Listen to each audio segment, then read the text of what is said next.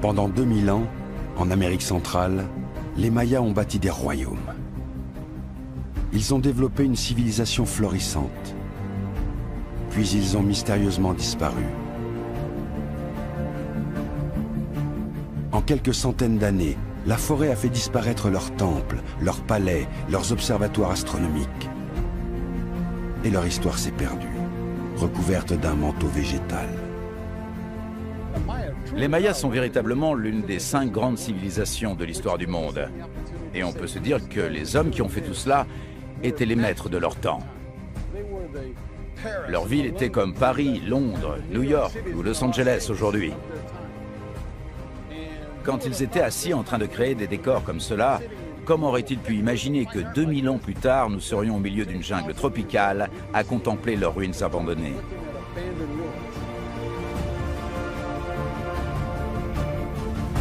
Au Guatemala, la fouille d'une cité méconnue promet de nouvelles découvertes. Située entre les plus grandes villes du monde maya, Nachtun était le chaînon manquant de l'histoire régionale. Abandonnée par les siens il y a plus de 1000 ans, oubliée par les premiers archéologues il y a 100 ans, Nachtun est l'une des dernières villes de l'âge d'or maya. Aujourd'hui, elle renaît.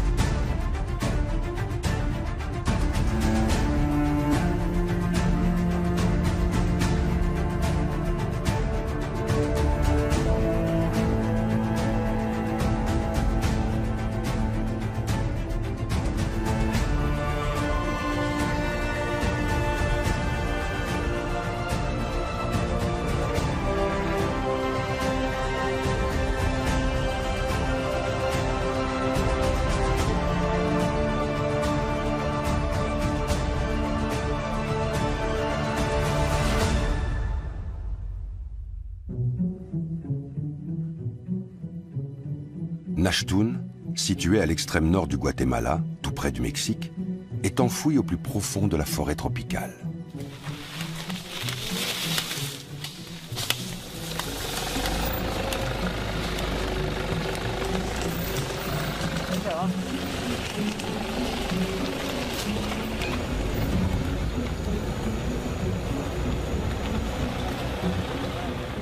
Elle est si difficile d'accès que depuis sa découverte en 1922, aucune expédition sérieuse ne s'y est rendue pour la fouiller.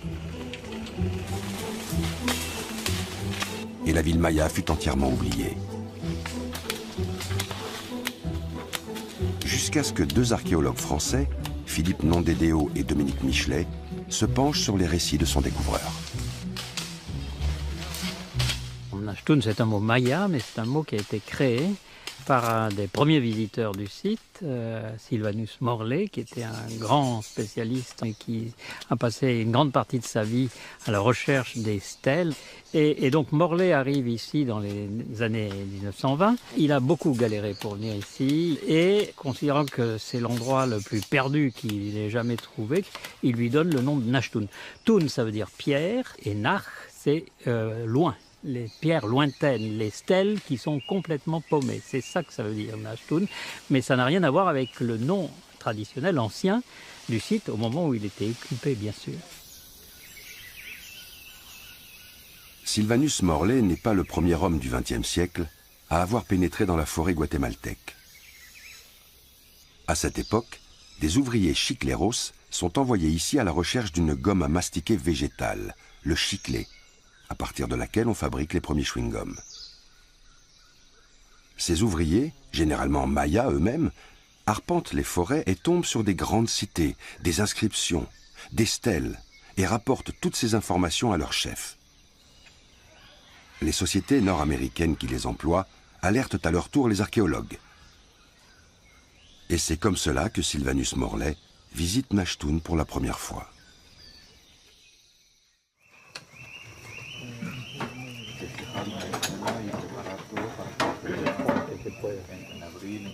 Nachtun, c'est aujourd'hui un camp de 80 personnes.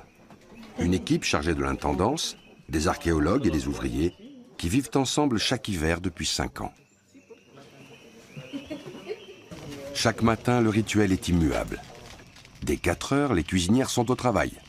À raison de 5 tortillas par repas et par personne, elles doivent faire 1200 tortillas par jour.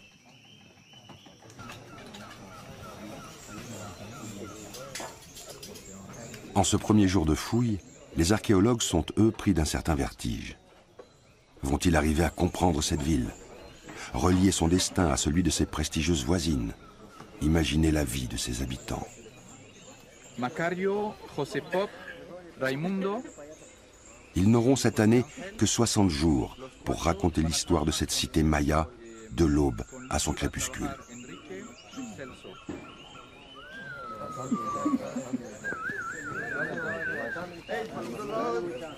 6 heures du matin, les membres de l'équipe se dispersent dans la forêt vers les sites de fouilles qui s'étalent sur plus de 200 hectares.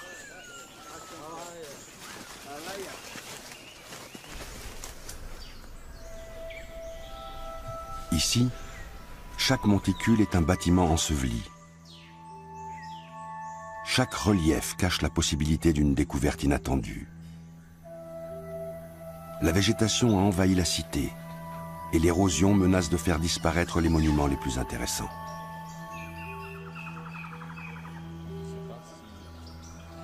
Pour Philippe Nondédéo, le directeur du projet, et Dominique Michelet, qui a conduit des recherches sur 13 autres sites mayas, Nachtun est un défi scientifique rarement relevé. Quand on est arrivé donc sur ce site, on a pu rapidement découvrir à peu près 600 structures qui constituent en fait les zones résidentielles où vivait la plupart de la population de la cité. Donc avec toute une série de temples, de pyramides, de places principales, de palais, et qui nous racontent en fait l'histoire politique et dynastique de Nachtun. Et à l'heure actuelle, puisque chaque année on découvre des monuments supplémentaires, on a à peu près 70 stèles et hôtels qui sont donc répertoriés dans la cité. La difficulté, premièrement, c'est évidemment la forêt. On n'a pas une vision d'ensemble pendant très longtemps de ce qui nous attend. Bon, alors quand l'architecture est encore debout, il y a un certain nombre de bâtiments dans Nachtun qui ont conservé leur façade, à ce moment-là, pas de problème. Mais quand tout est effondré, ça devient un monticule, ça devient une colline quand c'est les plus grands, et il est assez facile de confondre une colline naturelle avec les restes d'un grand temple. Il y a quand même des centaines de bâtiments, et l'enregistrement de ces centaines de bâtiments, ce sont des années de travail en réalité.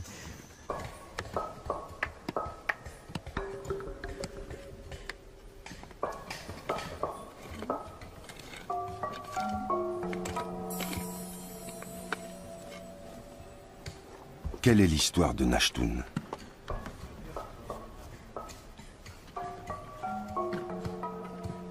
Comment cette cité a-t-elle pu se développer et quel rôle a-t-elle joué au sein des basses terres mayas?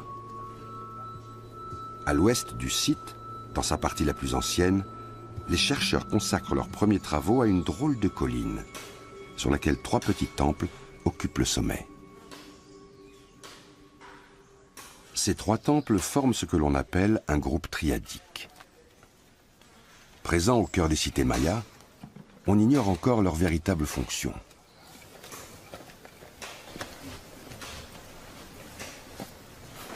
Une des premières interprétations qui a été donnée, ça a été de considérer que les temples représentaient les 3 pierres sur lesquelles sont cuits les aliments. Et on a l'idée d'une cosmogonie qui mettrait au centre un foyer primordial, le premier foyer qui ait existé au moment de la création, où il fallait bien cuire quelque chose sur 3 pierres, et les 3 temples seraient ces 3 pierres-là. Bon, ça a été une première interprétation.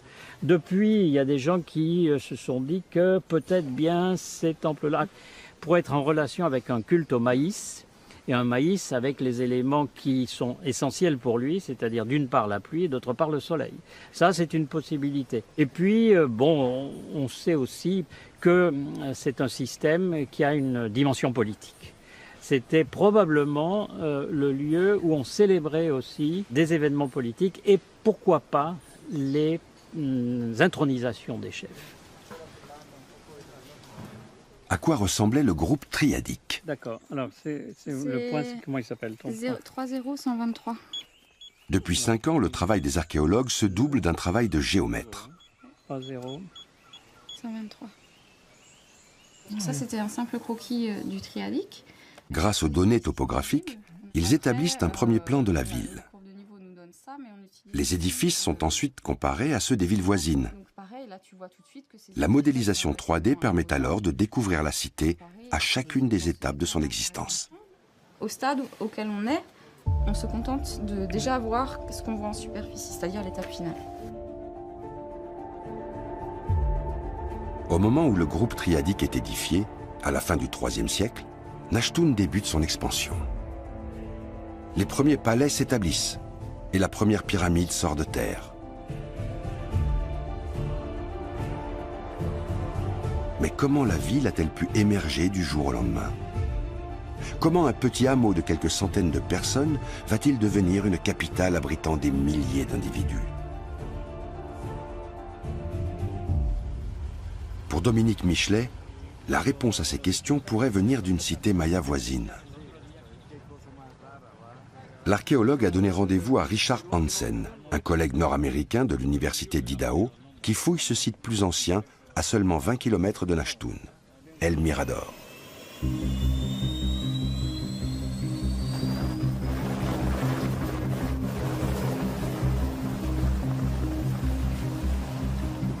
El Mirador est l'une des premières grandes cités mayas. Elle est apparue bien avant Nashtun, vers 600 avant Jésus-Christ. À son apogée, sa population atteint plusieurs dizaines de milliers d'habitants.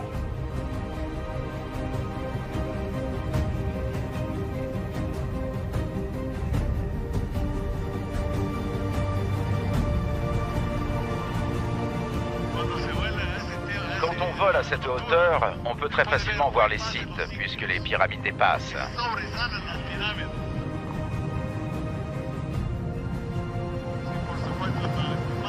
Et naturellement, la plus grande, c'est celle-là.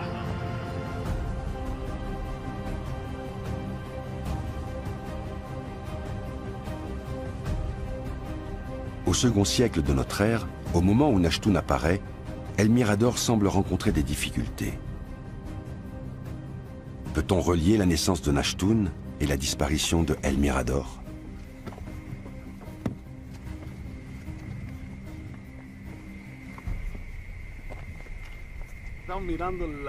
D'ici, nous regardons la capitale du monde de son époque, au moment de son apogée. Là, c'est la zone résidentielle de la ville. Elle est directement connectée par une chaussée au reste de la cité. Et là-bas, dans l'ombre, on peut voir la grande pyramide de la Muerta. C'est l'une des pyramides les plus volumineuses du monde. Et imagine-toi, sans cheval, sans chariot, sans wagon, sans bœuf, sans mule. Tout ça est le fruit de la sueur et du sang humain. Elle émerge de la forêt du haut de ses 30 à 40 mètres. Maintenant que tu connais son volume global, tu peux certainement faire une estimation des temps de travail à partir des estimations d'Abrams. Oui, on a fait le calcul. 15 millions de journées de travail. 15 millions. C'est énorme. On pense que ça s'est fait pendant la vie d'un seul roi, sur 30 ans environ.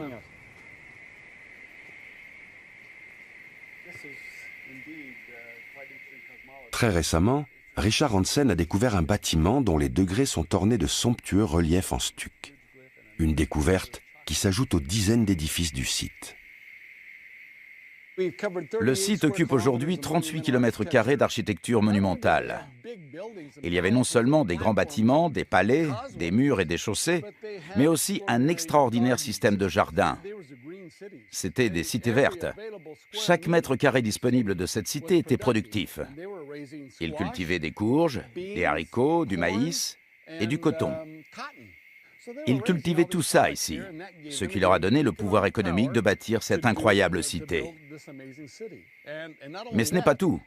Les chaussées qu'ils ont construites leur ont permis de relier toutes les cités entre elles et de créer comme ça la première société étatique en Occident.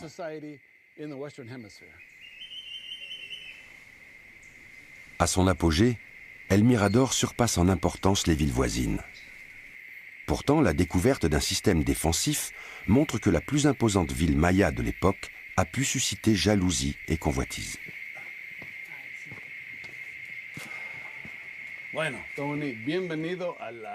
Bienvenue au centre de contrôle de El Mirador.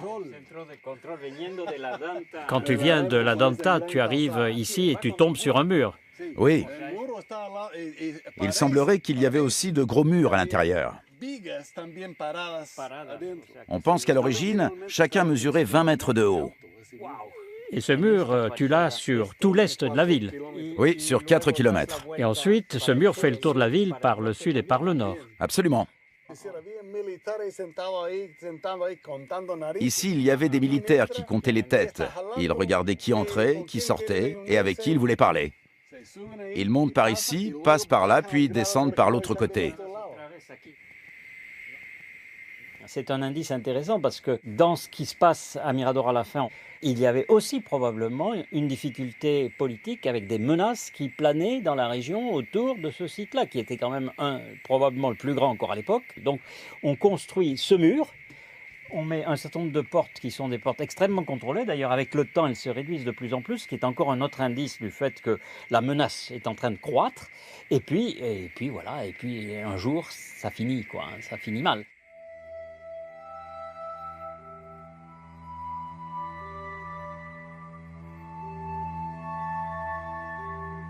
Entre les années 150 et 200 de notre ère, la ville est abandonnée. L'équipe de Richard Hansen n'a pas, à ce jour, retrouvé de traces de bataille ou de combats datant de cette période. Les habitants de El Mirador ont mystérieusement disparu. La population se disperse. Et où va-t-elle? Elle va probablement dans les environs. Et Nashtun est à 20 km d'ici. Donc on peut tout à fait imaginer, même si on manque encore un peu de preuves à Nashtun, que vers 150, il y a un certain nombre de gens qui vont s'installer là-bas et qui viennent de Mirador, bien entendu.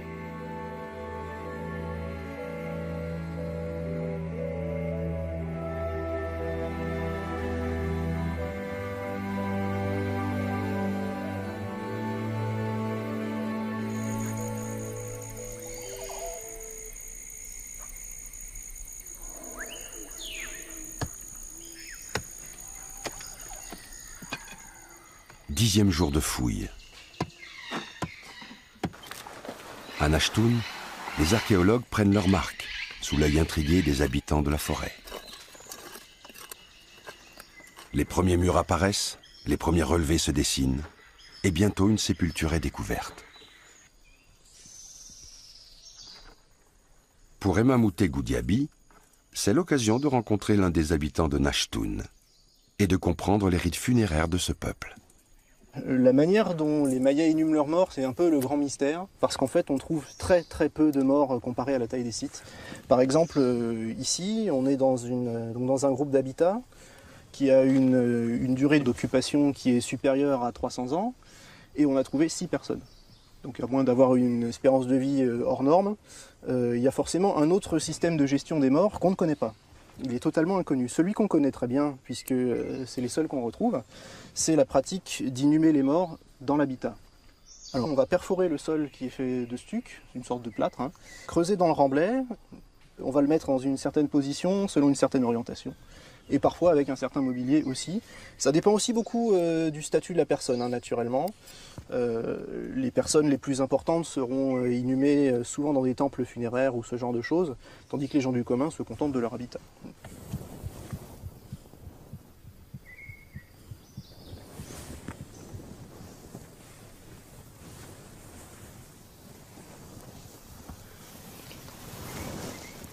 Un petit coup de pinceau. Ouais, un petit coup de pinceau.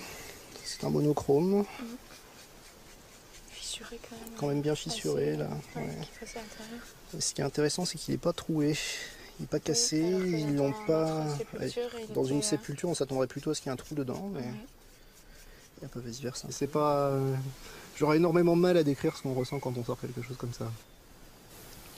Je suis pas certain que le sentiment soit descriptible, en fait. C'est parce qu'il y a déjà le. C'est toute une succession de choses. Il y a le stress avant de le sortir, il y a le soulagement quand il sort entier, il y a la satisfaction de voir la forme complète, il y a le simple plaisir de le tenir. C'est très simple et très compliqué à la fois, vraiment. Je ne nierai pas la bouffée d'adrénaline quand on sort la chose, c'est évident. Très souvent, des plats ou des assiettes sont découverts renversés sur la tête du défunt, et pour la plupart d'entre eux, sont percés d'un trou en leur milieu. Une pratique dont le sens a longtemps échappé aux archéologues. Ça signifie deux choses. Donc d'une part, on tue rituellement le plat en le perforant, donc il n'a plus aucune utilité. Et deuxièmement, d'après certaines théories, donc ça permet à l'âme du mort d'aller vers le paradis ou vers l'au-delà. Dans le monde maya, tout n'est pas vivant, mais tout est animé symboliquement, magiquement. Et ensuite, à la fin de l'utilisation d'un objet, d'un espace, il faut désanimer l'objet. Et donc le fait de perforer l'assiette, c'est une façon de désanimer l'objet et pour son nouveau destin qui va être d'accompagner le défunt dans sa vie dans l'au-delà.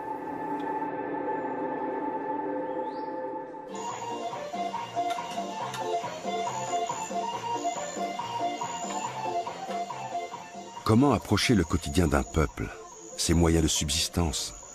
C'est l'un des aspects de cette fouille les plus originaux. D'ordinaire, les archéologues se cantonnent au cœur monumental des cités mayas. Leur regard se porte sur les palais et les pyramides. Ici, Philippe Nondédéo s'est entouré de géographes, de botanistes et d'archéozoologues qui se consacrent à l'étude du monde de la forêt ou à l'évolution du climat.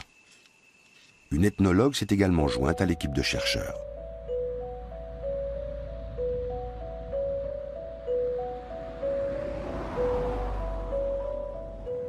Il y a 20 ans, Valentina Wapnarski s'installe dans un petit village d'agriculteurs.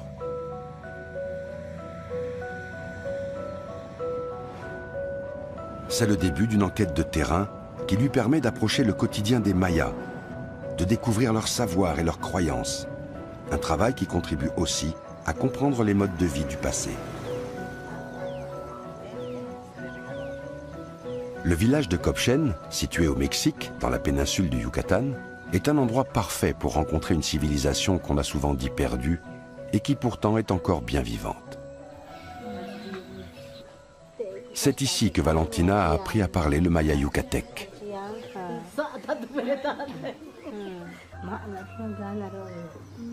On voit ici dans ce petit village, qui a une trentaine de maisons, depuis les personnes âgées jusqu'aux petits-enfants parler maya quotidiennement. Les femmes font de la nourriture aussi qui est essentiellement à base de maïs, différents types de tortillas, des boissons aussi d'une très grande variété. Elles sont assises auprès des trois pierres de leur foyer et c'est quelque chose aussi qui est très important dans la culture maya. Donc les Mayas sont là aujourd'hui, ils ne sont pas complètement isolés. Ils sont en contact avec l'extérieur et donc ce n'est pas une société qui a disparu, ce n'est pas une société non plus qui est statique, mais qui a ses propres traits culturels qui diffèrent selon les langues et les cultures régionales.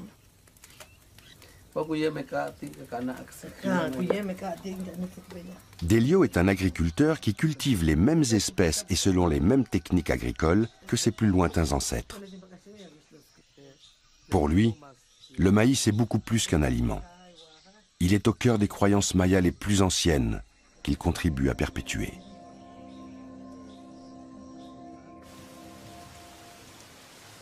Dans le monde maya, la culture sur brûlis est pratique courante.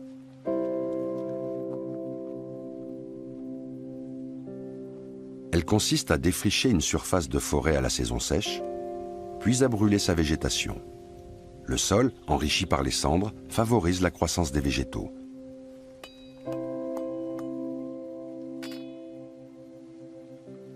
C'est de cette façon que le maïs, les haricots et les courges qui forment la base de l'alimentation des Mayas sont cultivés.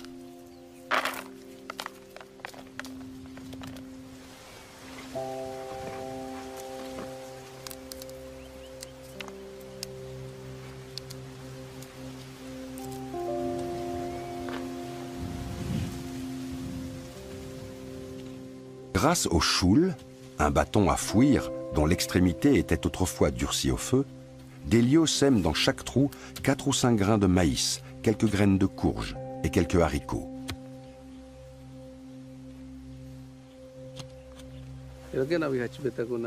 Quand le maïs est à cette hauteur, tu passes dessous avec ta machette pour bien désherber.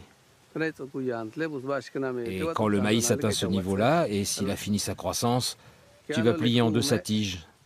Tu les plies toutes. À ce moment-là, les courges et les haricots sont de cette hauteur, et les tiges de courges sont de cette longueur.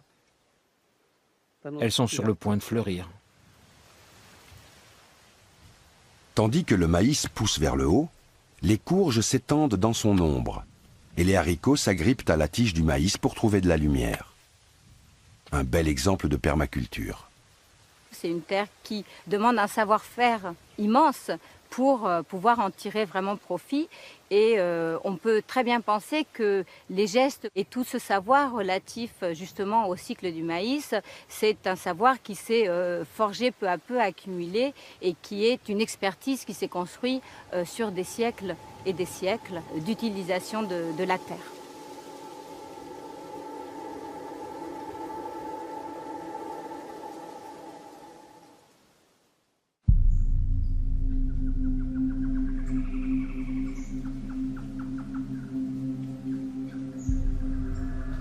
Nashtun, 20e jour de fouille.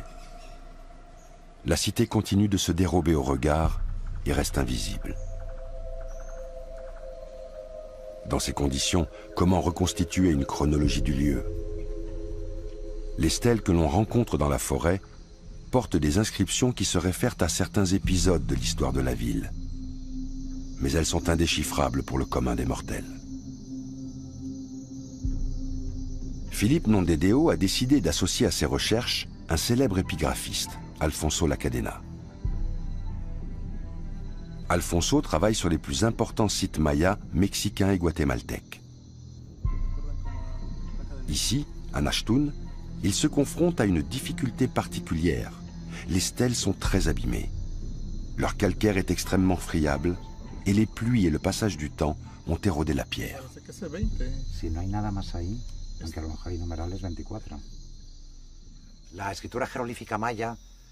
L'écriture maya est une écriture de type hiéroglyphique ou logosyllabique. Son fonctionnement est identique à celui de l'écriture égyptienne ou sumérienne. Elle est composée de signes basiques, d'une part des signes qui représentent des mots, ce qu'on appelle des logogrammes, et d'autre part des signes représentant des phonèmes de la langue, les phonogrammes. Ces signes, ces outils, ont permis aux Mayas d'élaborer toutes sortes de textes, créant ainsi les langages qui sont à l'origine des langues mayas modernes.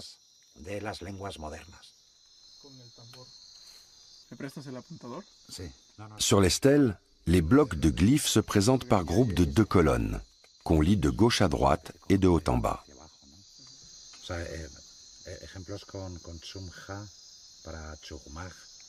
À l'intérieur de chaque bloc, Alfonso cherche à distinguer le signe principal qui renvoie à un mot et les signes secondaires, ces éléments accrochés au signe principal qui le précisent ou le complètent.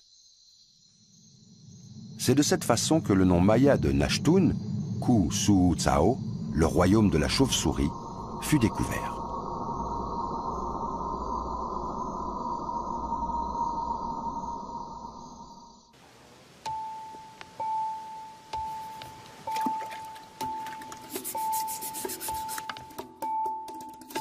Au camp, une activité d'une toute autre nature s'organise.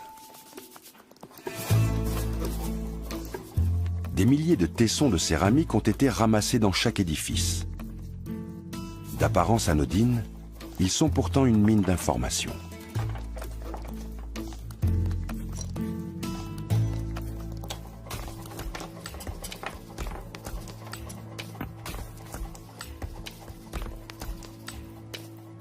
Leur forme ou leur décoration permet, par comparaison avec des céramiques déjà connues, de dater les constructions. Mais ce n'est pas tout. Alejandro Patiño, le céramologue du projet, a remarqué que la forme de certaines céramiques rappelle celle d'une ville lointaine, Teotihuacan. Nous savons qu'il y a toute une série de personnes qui réalisaient des alliances avec Teotihuacan. Nous voyons cela grâce aux céramiques, avec la présence de vases tripodes, que l'on reconnaît grâce à leur base rectangulaire ajourée. Ils sont généralement de cette forme et de cette taille. Mais le plus important, c'est que ce type de forme apparaît dans l'ère d'influence de Teotihuacan. Et on se rend compte que les gens sont très conscients de ce qui se fait dans toute la zone. On retrouve les mêmes caractéristiques à Nachtun, mais aussi à Tikal. On a donc une économie complètement interconnectée.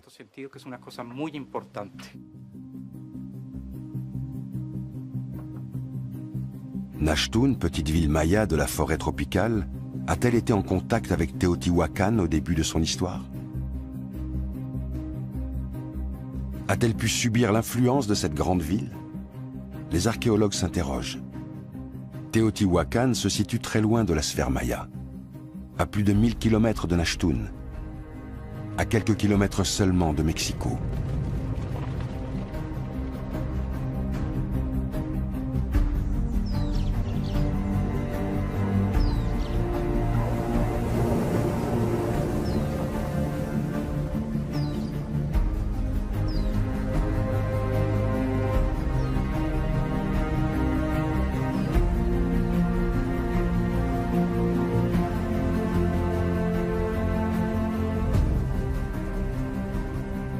Vers 400 de notre ère, Teotihuacan est complètement à son apogée. Ça fait à peu près 20 km², il y a à peu près 100 000 habitants. Et c'est manifestement, sans aucune discussion possible, le plus grand site du Mexique à l'époque et de l'ensemble de la Mésoamérique. Il y a aussi assez vite dans cette histoire des populations qui viennent s'agréger, qui vivent sur place et qui sont d'autres régions de la Mésoamérique. C'est donc un site multiethnique, cosmopolite. Il est évident qu'un certain nombre de dirigeants mayas font allusion à un lieu d'où ils reçoivent leur pouvoir. Et ce lieu, symboliquement, c'est obligatoirement Teotihuacan, parce que Teotihuacan est la référence politique et religieuse à laquelle toutes les populations se réfèrent, au moins au 5e siècle. À cette époque, plusieurs groupes ethniques se croisent au hasard des quartiers de la grande cité. Des Mayas, mais aussi des habitants du golfe du Mexique, des proto-tarasques ou des zapotèques. Une fréquentation qui s'accompagne d'une intense activité économique. Alors, ce qui compte à Teotihuacan, c'est effectivement l'aspect économique, bien sûr, mais c'est aussi un centre religieux. Et Teotihuacan, avec ses 3 grands secteurs pyramidaux, est certainement très tôt dans l'histoire de la Mésoamérique un lieu de pèlerinage. On va à Teotihuacan en pèlerinage. Et pas simplement les gens importants, je pense que les gens ordinaires aussi. C'est presque peut-être une Mecque, après tout, pour un certain nombre de civilisations, que d'avoir fait un jour le voyage à Teotihuacan. Teotihuacan est connu comme la cité où sont nés les dieux. Selon une légende mexicaine, c'est là que les dieux se réunirent pour créer le soleil et la lune. Et c'est peut-être pour les remercier que 2 grandes pyramides furent construites à leur intention. Elles accueillaient des cérémonies que l'on retrouve dans l'ensemble du monde mésoaméricain.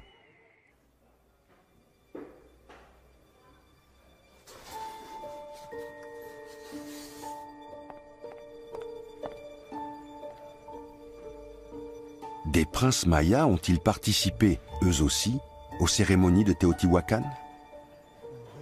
Jusqu'à peu, ce n'était qu'une hypothèse. Mais la découverte d'un trésor de jade dans une sépulture, par le chercheur japonais Saburo Sugiyama, a pu apporter la preuve que les archéologues attendaient. Il y avait 3 personnes. L'individu du milieu, le plus âgé, avait à peu près 45 ans. 45 ans? Oui. Et il portait un collier comme celui-là. Voilà. Comme ça. Extraordinaire. Ça pèse combien de kilos, ça? C'est lourd, non? Oui, tout à fait. Et ça, c'est pour les oreilles. Excellent. Ce sont des boucles d'oreilles. Tu veux pas essayer? Non, merci. Pour te faire sacrifier ensuite. Et puis, en plein centre, on a trouvé ça. On ne sait pas ce que ça représente exactement, mais c'est sûrement un personnage important, parce qu'il est assis dans la posture du lotus. On pense, à cause de ce type d'offrande, qu'il s'agissait de Mayas. Ça nous indique qu'il existait des contacts étroits et à haut niveau entre les Teotihuacanos et cette famille Maya. Des gens probablement très importants. On enterre les gens avec leurs richesses. Et on les enterre au moment où on transforme la pyramide de la Lune. Autrement dit, il y a quelque chose de Maya qui participe à la grandeur de Teotihuacan à ce moment-là. Et c'est ce qu'on a ici dans ce dépôt.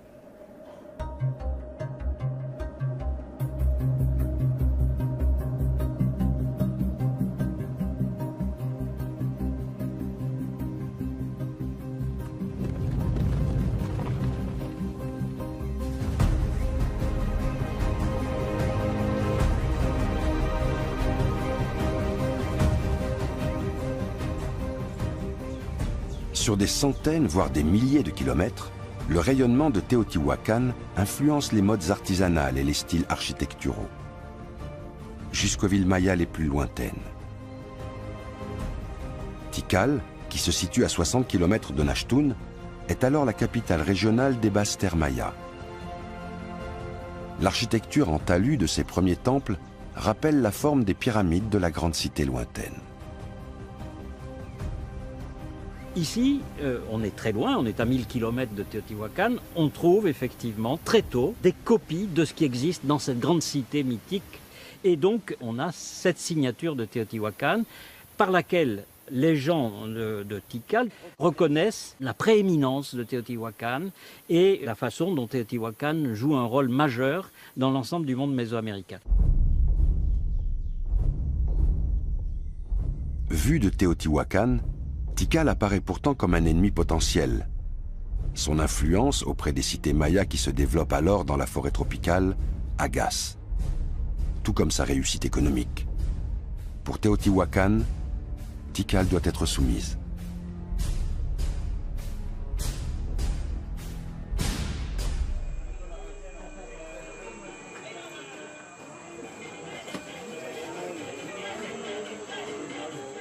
Comment Teotihuacan a-t-elle pu conquérir Tikal et Nachtun a-t-elle joué un rôle dans cette conquête? Au moment où le camp débute sa soirée, Alfonso Lacadena, l'épigraphiste de la fouille, s'est enfoncé dans la forêt pour donner une réponse à cette question.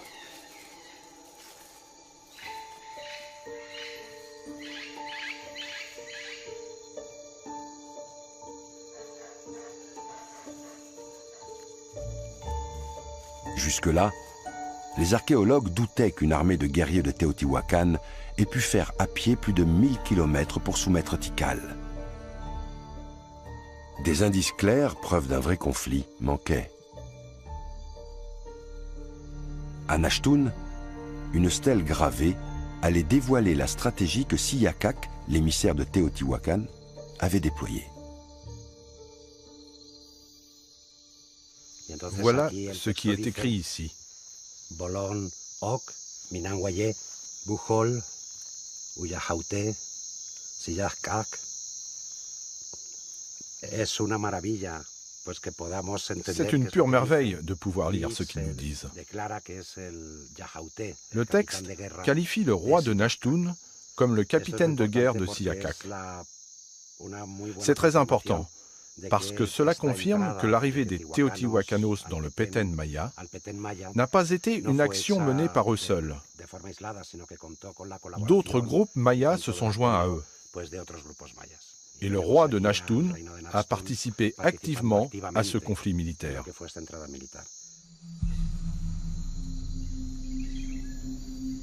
Nachtun, allié de Teotihuacan contre Tikal. Grâce aux effectifs militaires et aux possibilités de ravitaillement offerts par Nachtun, l'armée dirigée par Siakak pouvait envisager le combat contre Tikal. La pudeur m'empêche d'avouer ce que j'ai fait quand j'ai découvert la stèle. Ça a été une émotion énorme. C'est rare dans une carrière professionnelle de tomber sur un texte aussi important.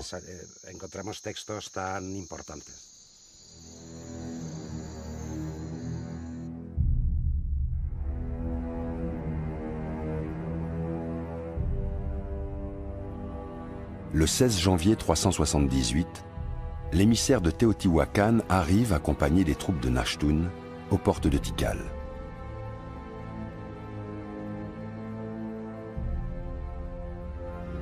Le roi de la cité est capturé, sans doute sacrifié, et remplacé par le fils du dirigeant de Teotihuacan. Tikal devient alors la capitale la plus puissante des basses-terres mayas.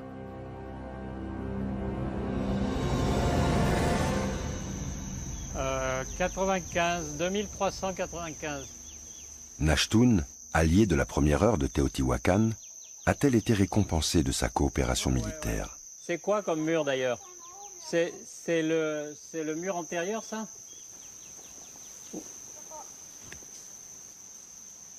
Dans l'inextricable enchevêtrement de pierres, de murs écroulés et de temples affaissés, les archéologues tentent de comprendre les transformations de la ville à partir de cet épisode. Là, on est sur la pyramide. Il faut que vous vous imaginiez que normalement, il y a un escalier monumental qui va de ce côté-là. Et derrière nous, on a une place qui est un soubassement monumental avec une place centrale et de chaque côté, des édifices qui le bordent. En fait, ça, c'est à vue d'œil, c'est la première étape. Comprendre les volumes, comment ça s'agence, qu'est-ce qu'on va relever, c'est quoi les édifices, etc.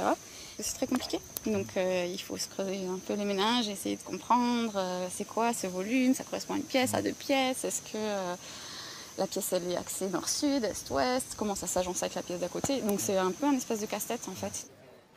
Tout de suite tu vois ça, tu sais que c'est une pyramide. Un gros soubassement avec une place. Les relevés topographiques de cet édifice font apparaître des formes encore vagues de temples construits les uns à côté des autres. Pour Philippe, il s'agit là de l'acropole funéraire de la cité. Édifiée à l'image de la nécropole de Tikal, elle abrite les sépultures des premiers grands rois de Nashtun.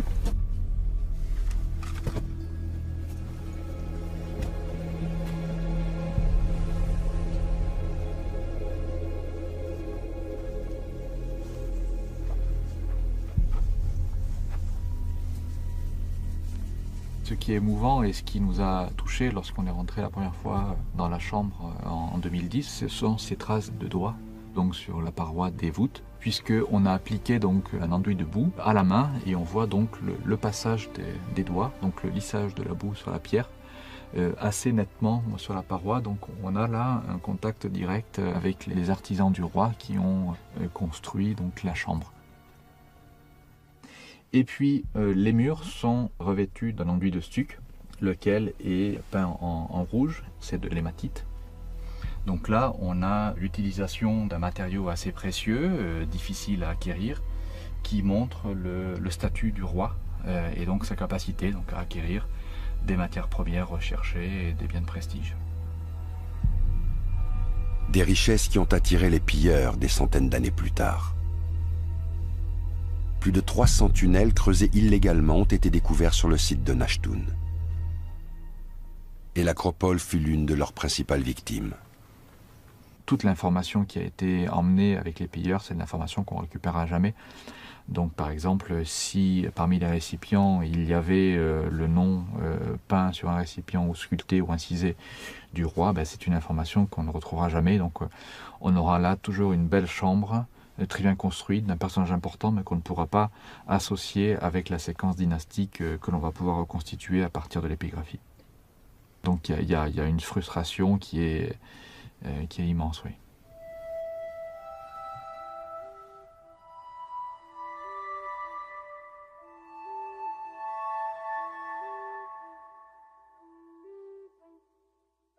De trop rares objets de Nachtun témoignent de la richesse et des traditions artistiques mayas de l'époque. Tikal et Nachtun échangent alors leur céramique, mais aussi l'obsidienne, le jade, les coquillages et les objets de valeur.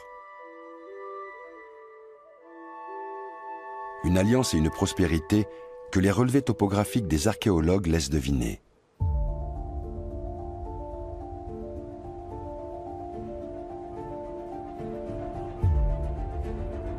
En ce début de 5e siècle, l'acropole domine de toute sa masse l'ouest du site.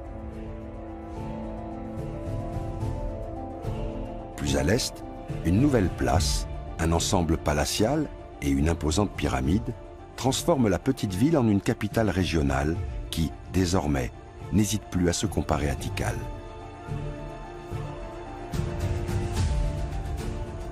La cité abrite alors des milliers de personnes. Des artisans et des paysans pour la plupart, qui cultivent des petits champs et exploitent les ressources de la forêt.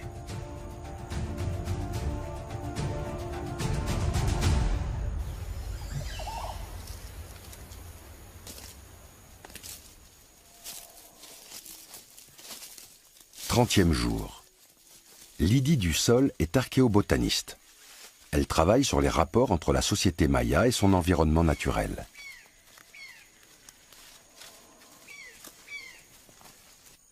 Lydie cherche des informations sur leur mode de vie à partir d'un travail de fourmi, long et fastidieux. Elle tamise la terre des remblais récupérée dans tous les édifices fouillés de Nachtun. Normalement, là, avec un tamis de 1 mm, on récupère plein de charbon, on récupère des graines carbonisées, et puis aussi pas mal de coquillages qui peuvent servir qui servent pour les études de paléoclimatologie. Trouver des graines, c'est toujours un plaisir parce qu'on n'en a pas beaucoup sur ce site. Et puis la graine, on voit tout de suite ce que c'est. Souvent, on voit que c'est du maïs, on voit que c'est du haricot et c'est ce que les gens ont consommé, donc c'est beaucoup plus proche de l'humain en fait. On a toujours pensé qu'une grande civilisation ne pouvait pas émerger dans un milieu tropical. Donc du coup, c'est très intéressant d'essayer de comprendre comment est-ce qu'ils ont procédé, comment est-ce qu'ils ont géré les ressources forestières, et est-ce qu'il y a eu une surexploitation de la forêt qui les a obligés éventuellement à quitter le site. Il y a une graine exceptionnelle.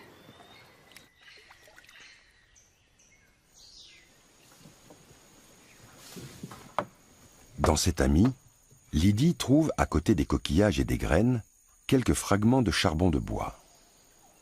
Une découverte qui lui parle d'un autre aspect du quotidien des Mayas. On a assez fréquemment à Nachtun des sépultures dans lesquelles on trouve des couches de cendres et de charbon qui recouvrent les corps. Manifestement, ça fait partie d'un rite funéraire qui aujourd'hui est inconnu. Donc l'intérêt, ça va être d'étudier ces charbons pour voir si on a certaines essences qui sont utilisées spécifiquement pour le rite funéraire et puis peut-être pour leur valeur symbolique. Donc on va essayer de voir ça. Et puis on a des graines aussi. Donc là, c'est peut-être un cas d'une sorte d'offrande ou quelque chose comme ça. Comment approcher des pratiques immatérielles? Comment imaginer la signification des gestes qui accompagnent le choix d'une offrande ou la mise en place de cendres ou de charbon dans une sépulture?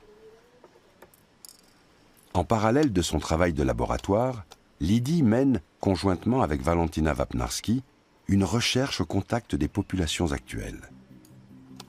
Pour la jeune archéobotaniste, un voyage inattendu débute.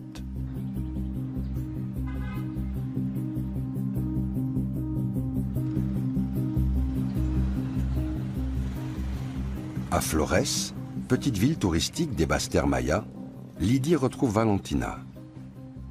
De l'autre côté du lac, sur le territoire de la réserve Bioitsa, les deux femmes espèrent découvrir, dans les savoirs et les rituels d'aujourd'hui, des clés pour interpréter ceux du passé.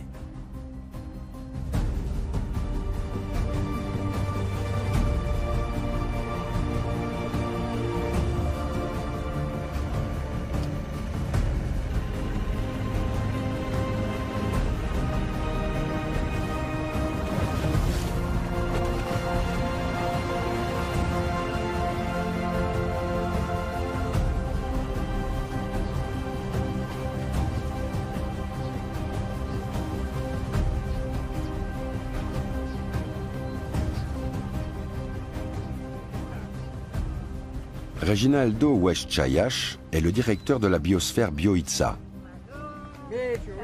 Et Adelito, son fils, est devenu au fil des années son bras droit.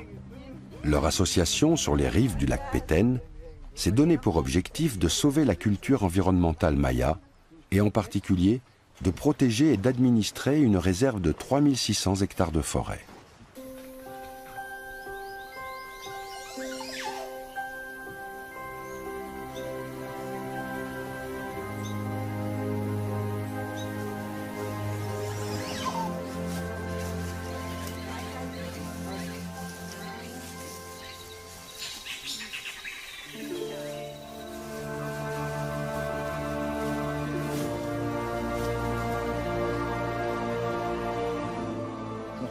Nous sommes un peuple qui a toujours vécu avec la nature. C'est ce que nous aimons. Et on veut continuer à vivre de cette façon, pour que l'héritage que nous ont légué nos ancêtres ne se perde pas. Dans les forêts du Petén voisinent des milliers d'espèces animales et végétales qui représentent pour les Mayas les forces naturelles. Les sapotacées forment la famille d'arbres dominante. Leurs représentants les plus connus, des arbres à résine, sont des arbres indispensables au rituel. On l'appelle palo sagrado ou palo santo, et en langue maya itza, c'est naba. On peut toucher la résine, là? Bien sûr.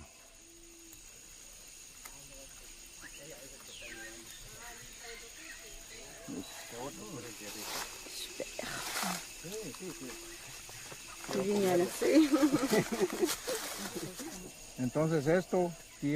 On utilise cet arbre pour de nombreux rituels et cérémonies, pour enfumer les nouvelles maisons lors de l'emménagement, ou quand il y a une naissance, pour faire fuir les mauvais esprits, pour que le bébé soit en bonne santé et qu'il n'ait pas de maladie grave. Il est essentiel pour nous. La légende dit que cet arbre représente l'esprit de nos grands-parents.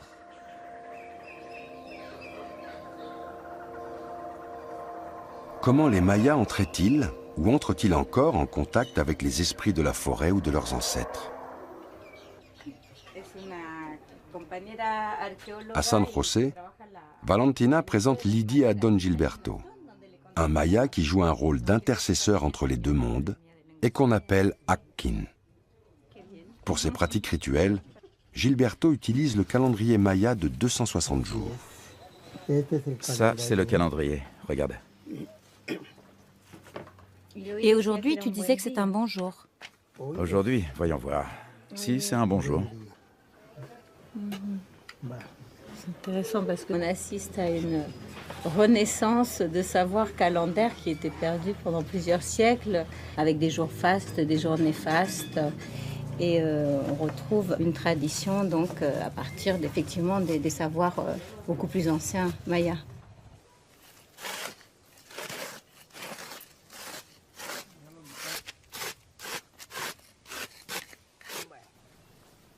Dans ces savoirs et ces pratiques, chiffres et nombres sacrés occupent une place importante. Aux 3 pierres du foyer répondent les 4 côtés du champ et les 5 points qui dessinent la forme des pyramides. Ça représente quoi, ces lignes? Ce sont les 4 points cardinaux. Et le centre? Oui, le centre. Il y a des rituels de très nombreux types, des rituels pour le cycle vital, depuis la naissance du bébé, et d'ailleurs bien avant, quand les femmes sont enceintes, puis au moment de l'entrée dans la vie et à différentes périodes. jusqu'au décès. Et ensuite, il y a des rituels pour rappeler les morts. Et ensuite, un ensemble de rituels aussi pour établir un échange avec les esprits gardiens qui aident l'agriculteur durant ces différentes phases et qu'on invoque et qui sont aussi attachés à des lieux différents de la forêt.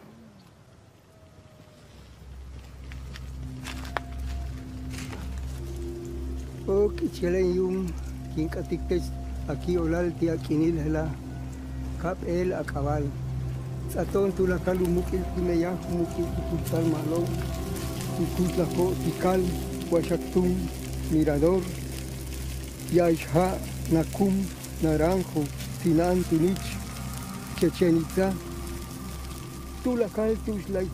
Avec l'aide du copal, le Hakkin convoque les esprits de chaque cité maya antique. Il jette ensuite dans le feu plusieurs séries de 13 graines, puis des treizaines de morceaux de pain dédiés aux Nahual, ces doubles animaux qui accompagnent chaque être humain. Un à un, les 20 Nahual qui correspondent aux 20 jours du calendrier maya sont convoqués par le Hakkin.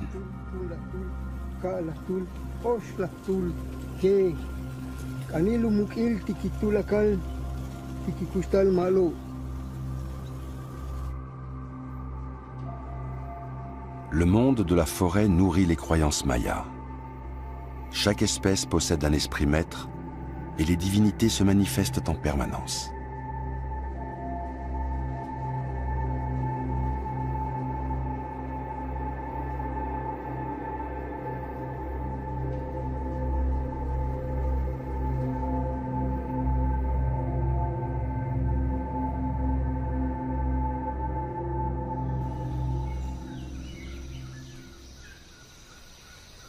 La ceiba est l'arbre emblématique et national du Guatemala.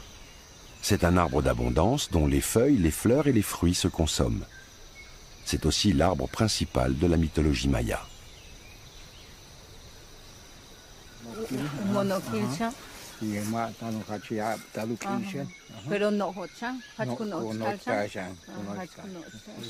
Le ceiba est un des arbres principaux dans la cosmovision maya puisqu'il représente l'Axis Mundi, donc l'arbre qui soutient la terre et qui unit à la fois l'inframonde, des couches célestes. Dans certaines représentations, on a même les différentes strates en fait de l'univers, une croyance qu'on retrouve encore aujourd'hui puisque les mayas d'aujourd'hui disent que les générations précédentes, en fait, quand elles meurent, vont dans l'une des couches et la portent.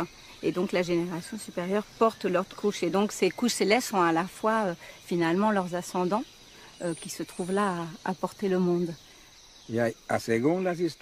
Selon les histoires de nos ancêtres, les duendes, les esprits de la forêt, vivent ici.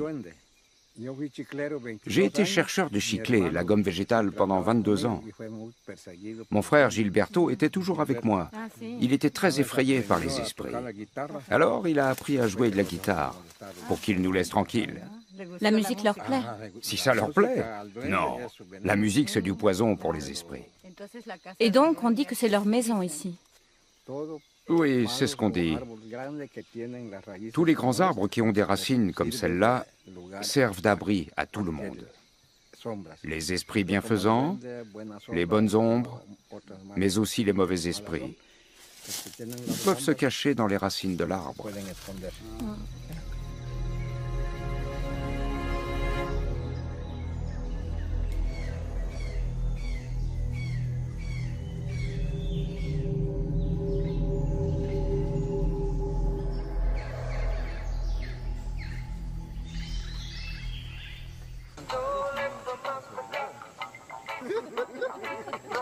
Début de soirée à Nashtun. 45 jours sont déjà passés depuis le début des fouilles. Au camp, chacun a désormais ses habitudes. Avec l'arrivée de la nuit, la fraîcheur s'installe. Les groupes se forment au gré des affinités. Les discussions s'animent.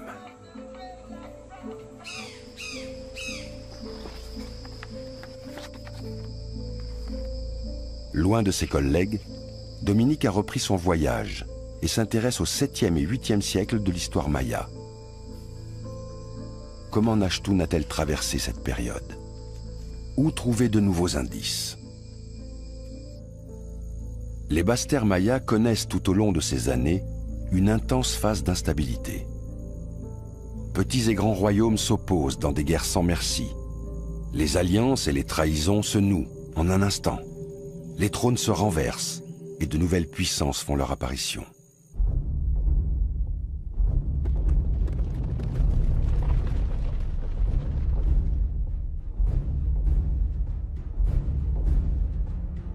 Calakmul, jusque-là discrète, abrite le royaume du serpent et étend son ombre et son pouvoir.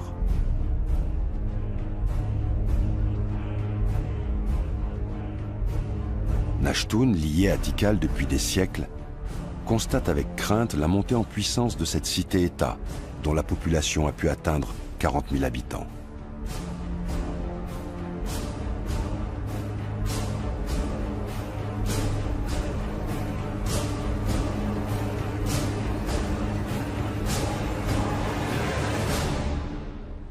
Le royaume du serpent, dans l'histoire des mondes mayas classiques, est un royaume majeur. On en parle dans énormément de sites. C'est un royaume qui s'impose, qui étend ses tentacules dans tous les sens. C'est un royaume conquérant, c'est un royaume expansionniste. Et les différents rois qui revendiquent effectivement cette filiation du serpent vont s'étendre dans toutes les directions. Tikal apparaît alors aux yeux de Calakmul comme un ennemi à combattre. Pour prendre le dessus sur sa grande rivale, Calakmul l'encercle et contrôle peu à peu, en les étouffant, les villes qui sont restées fidèles à Tikal.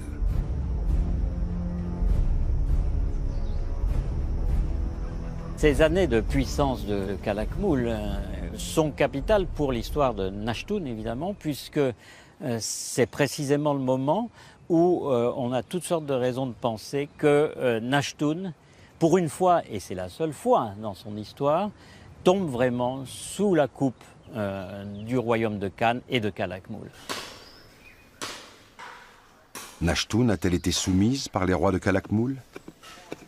Jusque-là, aucune évidence archéologique n'avait permis de le montrer clairement. Mais cette preuve existait, au pied d'un édifice. Elle avait l'allure d'une princesse.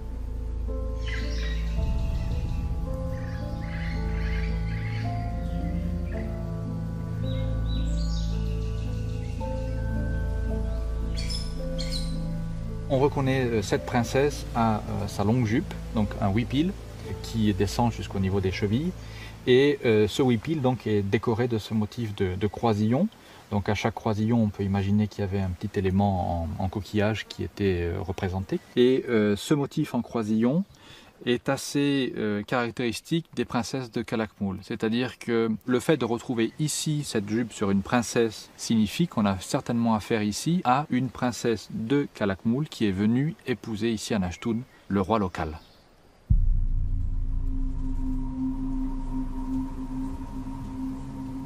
Mais pourquoi cette stèle a-t-elle été décapitée? Et pourquoi l'a-t-on retrouvée sous les marches d'un escalier?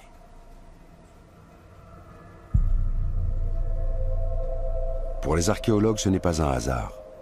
La stèle fut enterrée afin d'être piétinée par les habitants de Nashtun. Qu'est-ce que ça peut vouloir dire? Ça peut vouloir dire qu'à un moment donné, cette relation privilégiée avec Calakmul, qui était peut-être un peu plus pesante qu'on l'imagine, les gens de Nashtun s'en sont libérés et ont voulu signifier qu'ils reprenaient leur indépendance à ce moment-là.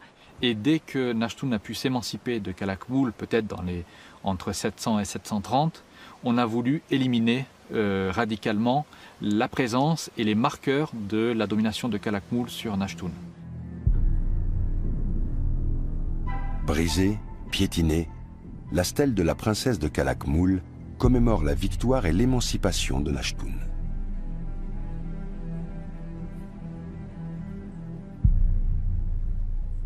Cette nouvelle autonomie se traduit par la construction de nouveaux édifices.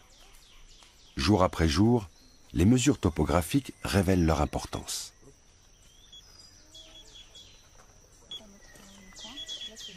Point non trouvé.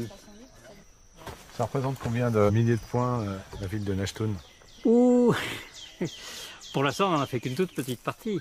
Dans les quartiers résidentiels, on a fait, il y a 3-4 ans je pense, on a dû faire à peu près près de 10 000 points. Et puis là, sur ces ensembles où il y a beaucoup plus de choses à voir avec l'architecture, on est à presque 1300 points. Et voilà, c'est fait. On peut parfaitement reconstituer la totalité des édifices à partir de là.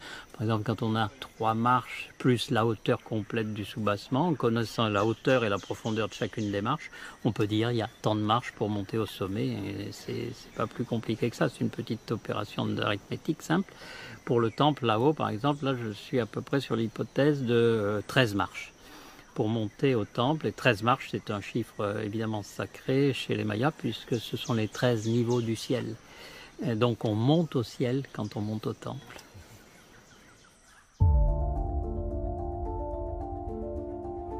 Au milieu du 8e siècle, le visage de la cité de Nashtun va une nouvelle fois changer d'apparence.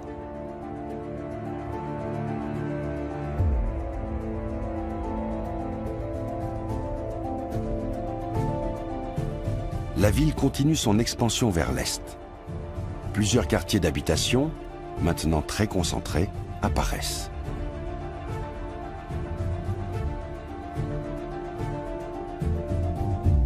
Un développement important qui contraste avec ce que vivent une majorité de cités mayas. Car dans les basses terres, les conflits qui opposent les grandes cités ne semblent pas vouloir s'arrêter. Les royaumes mayas, en compétition perpétuelle, sombrent dans la violence. À Tikal, un nouveau roi redresse sa ville, qui retrouve richesse et fierté. Il mène bataille contre Calakmul et remporte cette fois la victoire. Mais quelques années plus tard, c'est au tour de Tikal de s'effondrer. Et toute la société maya, jusque-là florissante, s'écroule. Entre 760 et 950 de notre ère, la plupart des grandes cités mayas se vident de leur population.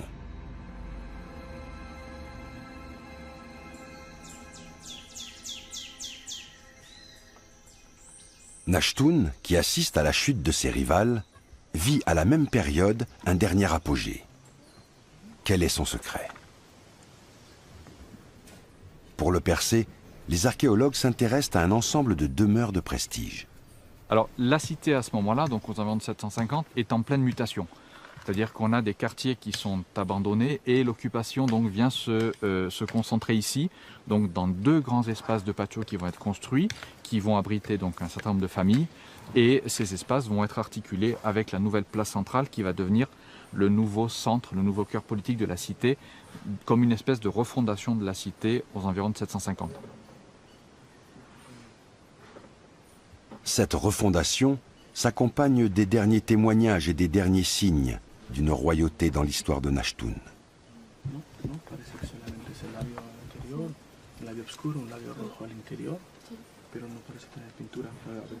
Sur l'ensemble de ce secteur, on est à côté de la place publique, à côté de la pyramide. Dans cet édifice, on est dans un édifice qui donne vers la pyramide, donc l'occupant il sort et il voit la pyramide en face de lui. C'est quelqu'un qui a de l'importance. Après, on voit aussi que c'est des gens importants au niveau du matériel qui peut sortir. On a des beaux objets, donc on est vraiment dans des maisons de l'élite. Dans les sépultures, par exemple, on va avoir de beaux plats, des plats peints, des plats polychromes. Au-dessus des sols, on arrive de temps en temps à trouver aussi des objets qui ont été abandonnés. Des petits objets comme des sifflets, ce genre de choses.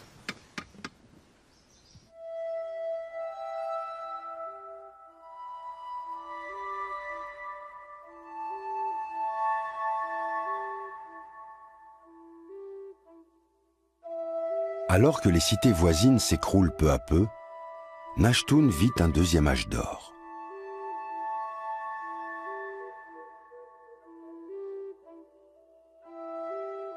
On a effectivement un paradoxe à la fin de l'occupation de la cité, puisque on a donc cette prospérité qui est assez soudaine et qui est très intense, qui dure pratiquement un siècle et demi, et dans le même temps qui va aboutir inexorablement à l'abandon de la cité.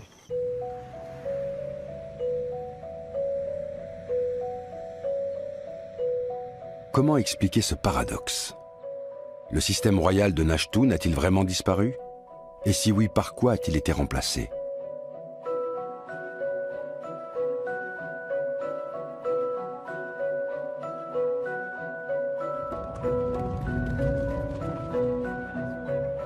Pour Dominique Michelet, une explication pourrait se trouver au Honduras, dans le site maya le plus au sud de l'Amérique centrale, à Copan.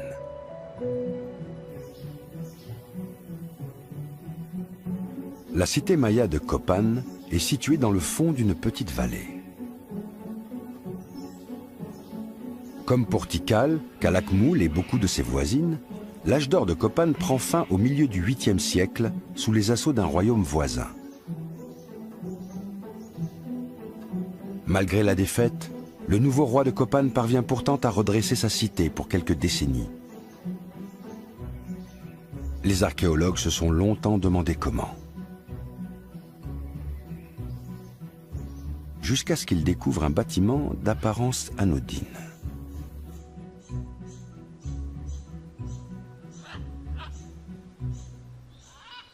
Au fronton de sa façade, un motif répété représente une natte tressée. Or, la natte tressée, c'est l'élément sur lequel on s'assoit quand on a du pouvoir.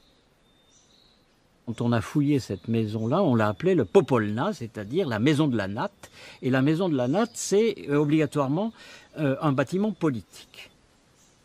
Autre indice, 8 statues de dignitaires accompagnées de glyphes ont été placées au-dessus des nattes de la façade. Tout ça nous amène à penser qu'il est possible qu'à ce moment-là, l'astuce trouvée par le pouvoir à Copan pour regagner effectivement de la force a été de proposer à tous les chefs de lignage, à tous les nobles importants de la vallée, une association plus directe avec leur propre pouvoir. C'est-à-dire qu'on reconstitue le pouvoir royal, mais cette fois-ci on le partage avec des nobles. Et ça nous intéresse particulièrement pour Nashtun, puisque à Nashtun, le pouvoir royal a disparu et a été remplacé par le pouvoir d'un certain nombre de familles nobles. Donc ici, c'est plutôt du pouvoir partagé, là-bas, c'est plutôt du remplacement, mais dans les deux cas, on passe d'un système royal à quelque chose de différent. Comme sa lointaine voisine Copan, Nashtun termine le 9e siècle dans la prospérité.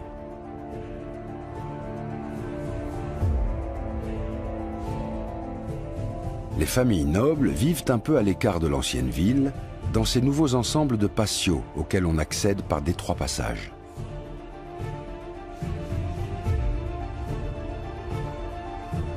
Chacun d'entre eux est organisé autour d'une cour carrée et abrite les espaces de vie, de stockage ou d'artisanat. Si le règne des grands monuments semble dépassé, les signes de la vitalité de la ville ne trompent pas.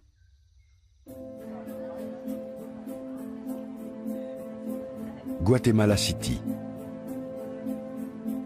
Des archéologues ont déjà quitté la fouille et débutent un travail qui va, lui aussi, éclairer la vie des habitants de Nashtun.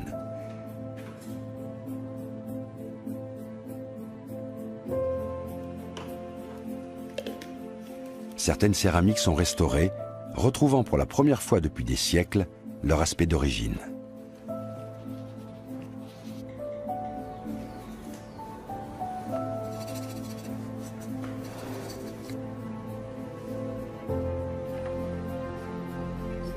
Mylène Bourdely, l'archéozoologue de la fouille, a eu de son côté une belle surprise. L'animal mythique des Mayas s'était glissé dans ses échantillons.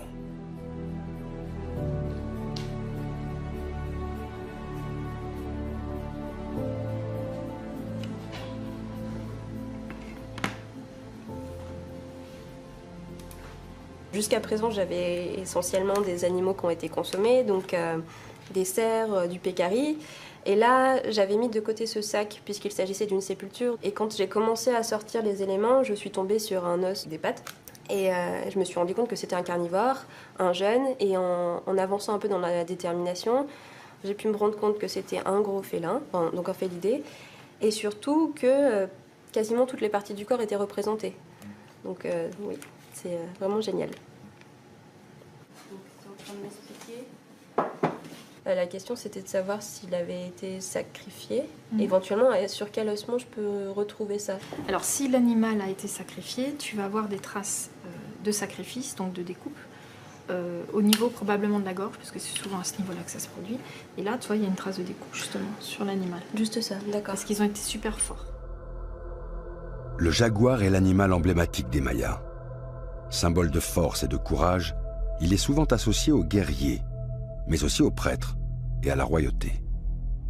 Le jaguar est fréquemment associé à l'élite et il peut représenter en fait l'esprit animal qu'on associe à un individu, un prince par exemple. Donc on peut imaginer qu'une fois le prince décédé, on va sacrifier l'animal qui lui est associé. Et il y a un autre point donc, qui n'est pas du tout incompatible, c'est le fait que le jaguar et les grands carnivores en général accompagnent le défunt dans l'au-delà. D'autant plus que pour les Mayas et en Mésoamérique en général, le jaguar est un animal non seulement nocturne, mais un animal de l'inframonde.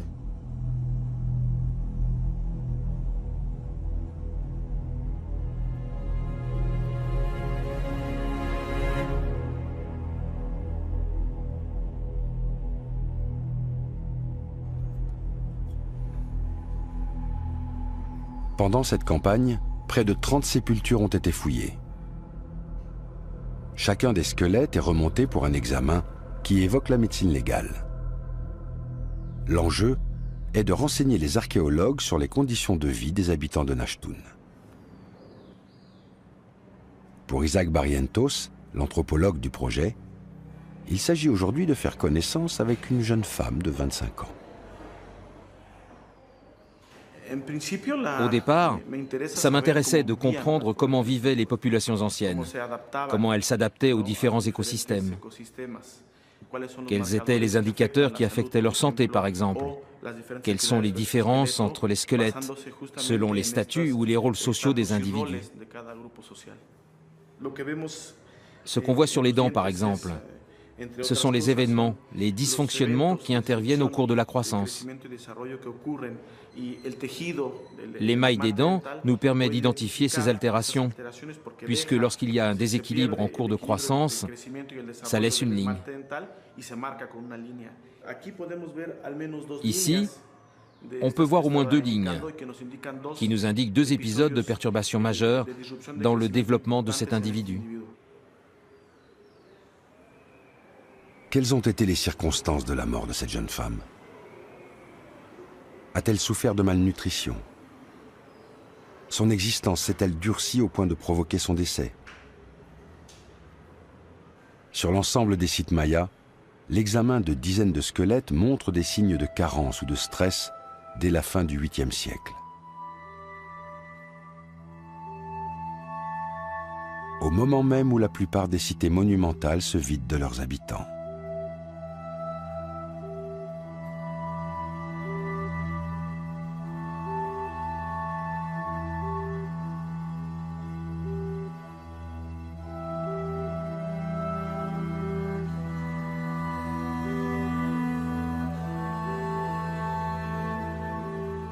Comment expliquer cet effondrement énigmatique? Les archéologues s'interrogent depuis de nombreuses années sur cette disparition et ont avancé de multiples hypothèses. Des guerres endémiques entre les cités auraient affaibli les royaumes mayas. Des catastrophes naturelles comme les ouragans auraient effrayé leurs habitants. Des épidémies auraient décimé la population.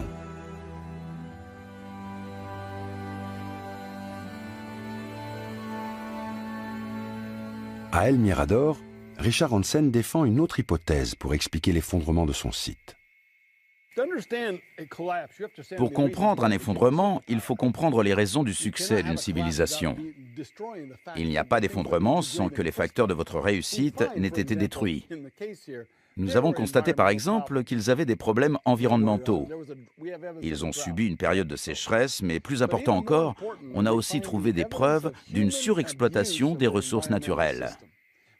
Par exemple, pour seulement effectuer la dernière couche de stuc de la pyramide du Tigre, il a fallu ratiboiser 600 hectares de forêt, jusqu'au moindre petit arbre, juste pour la dernière couche de cette construction.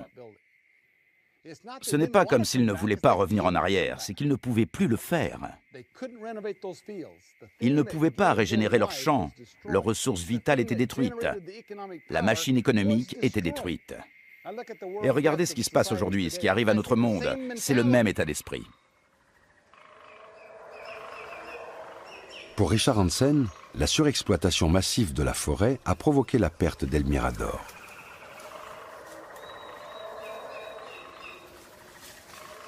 À Nashtun, Lydie Dussol a voulu tester cette hypothèse et recueille pour cette nouvelle recherche des échantillons d'arbres que les Mayas utilisaient en priorité. Ça, c'est le Chico Sapote, le fameux.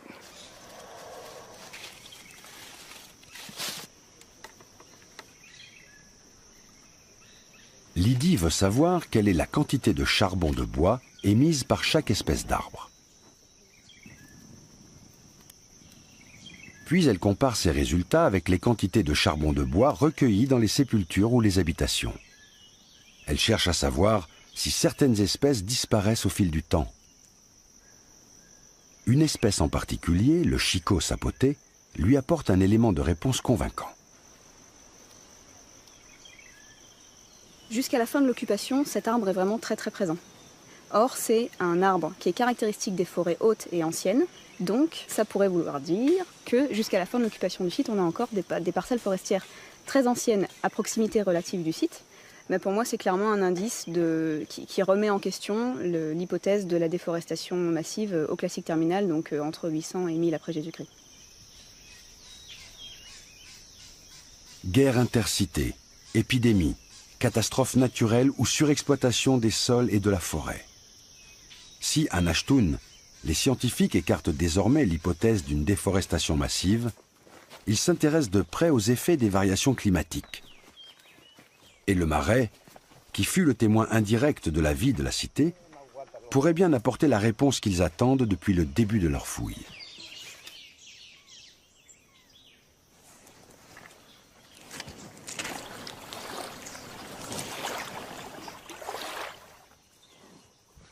Cyril Castanet est géographe et s'intéresse à un genre très particulier de vestiges. Bien loin des trésors de jade ou des céramiques polychromes. Ces prélèvements se font rarement dans le monde de l'archéologie maya. Pourtant, les sédiments qui se sont déposés au fond de l'eau pendant des centaines d'années peuvent laisser deviner bien des bouleversements.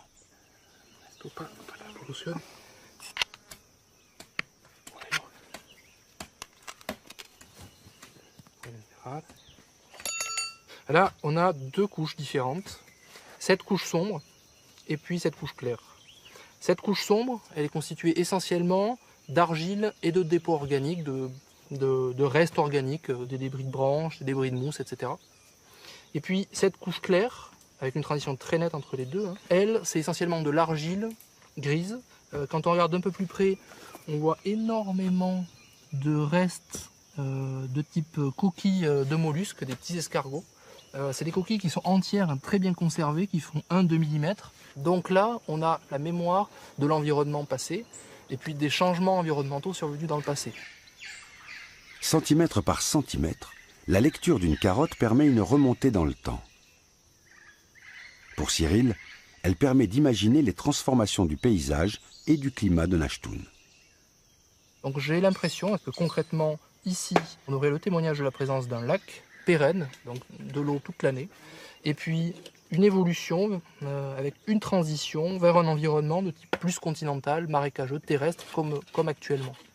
Ce que je constate, c'est que la disparition de ce lac et puis le déclin local des sociétés mayas au niveau de Nashtun se passent à peu près en même temps.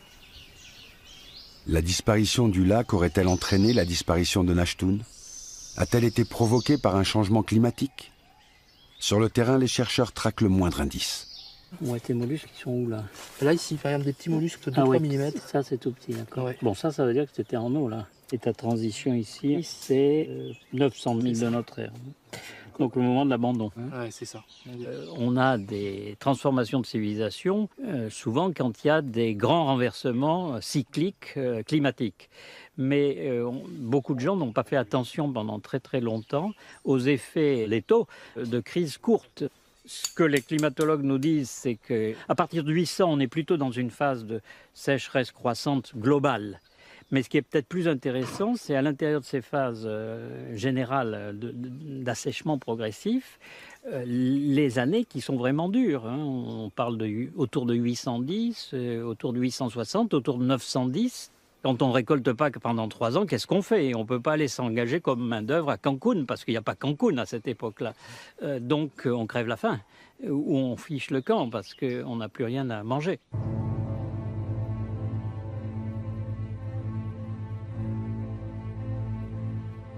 Au tournant de l'an 1000, affectés par une succession de crises annuelles, les habitants de Nashtun débutent les rituels qui accompagnent leur départ de la cité. À de nombreux endroits du site, les archéologues découvrent les traces des gestes qui désacralisent les lieux de pouvoir et de résidence. Au pied d'un bâtiment dont la construction a été interrompue, un dernier trésor les attend.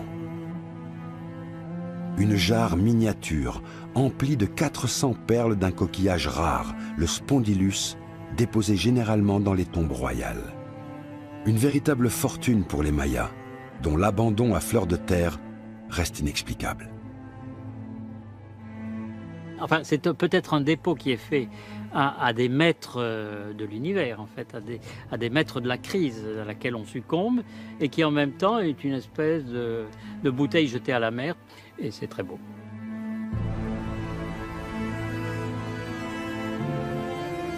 Les maîtres de l'univers n'ont pas entendu les suppliques des Mayas, ni récupérer cette bouteille à la mer.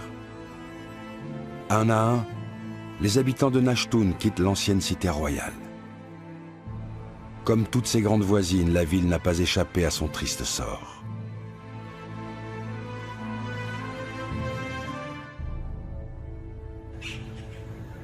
Plus de 1000 ans après l'effondrement de ses plus belles cités, la civilisation maya n'a pourtant pas disparu.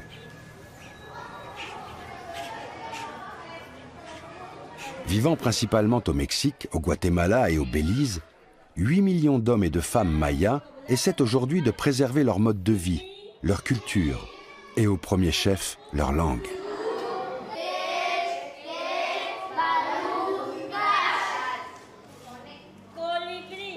La famille des langues mayas compte aujourd'hui une trentaine de langues dont les origines prennent naissance dans une langue maya ancienne.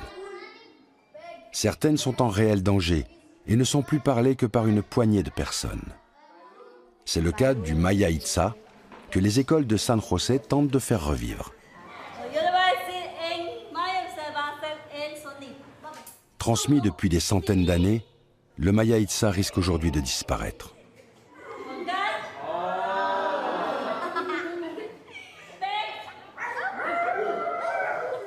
Le dernier aspect essentiel, c'est la tradition orale. Une tradition orale, c'est pas simplement des thèmes, c'est pas simplement des histoires, c'est pas simplement le contenu des histoires, mais c'est la façon dont on raconte. Et donc, quand on perd la façon dont on raconte, souvent, on perd finalement tout le message et aussi la part de savoir qui se transmet dans les conversations, dans les histoires, dans les mythes, qui sont, eux, très attachés à une langue.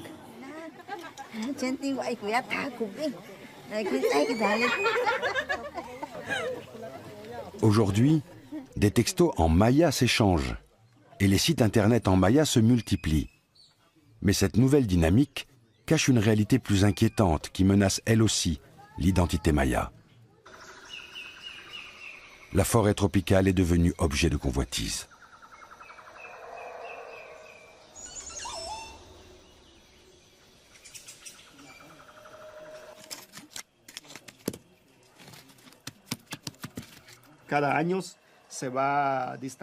Chaque année, la forêt s'éloigne un peu plus de la communauté, mais c'est en partie dû à la déforestation qui a augmenté ces dernières années. Avant, on pouvait voir des arbres très grands et très épais. Maintenant, leur diamètre est devenu plus petit. Cela a eu un impact sur la forêt, mais aussi sur les animaux. On en voyait plus avant. Aujourd'hui, ils se font rares. Au fur et à mesure, la forêt perd sa densité et on va en subir les conséquences. C'est quelque chose qu'on ne peut pas contrôler et qui finit toujours par porter préjudice à la population et à la communauté.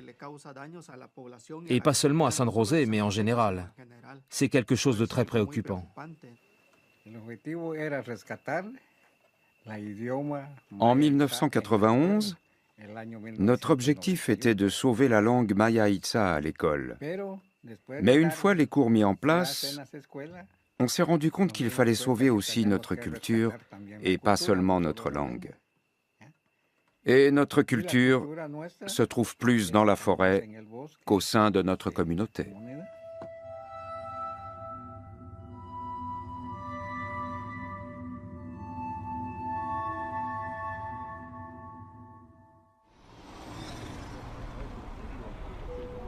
Paris, 8 mois plus tard.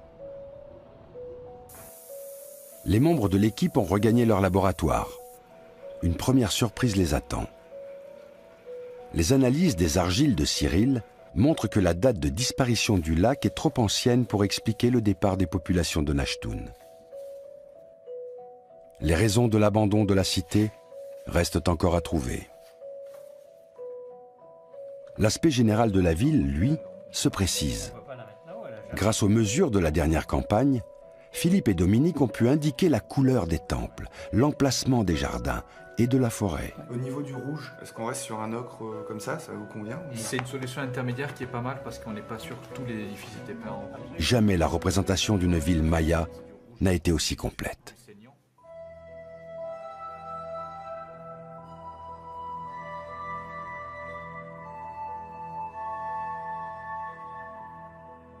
Nashtun, la ville oubliée, fait son entrée dans le monde des grandes cités mayas. En nous montrant comment une civilisation se construit, décline et s'effondre dans un environnement qui se dégrade, elle nous envoie son dernier message.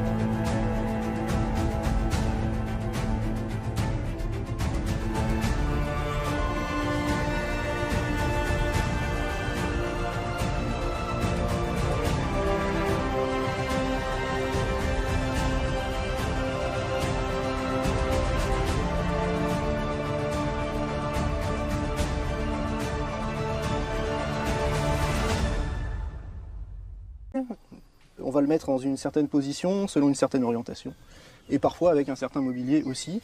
Ça dépend aussi beaucoup du statut de la personne, hein, naturellement.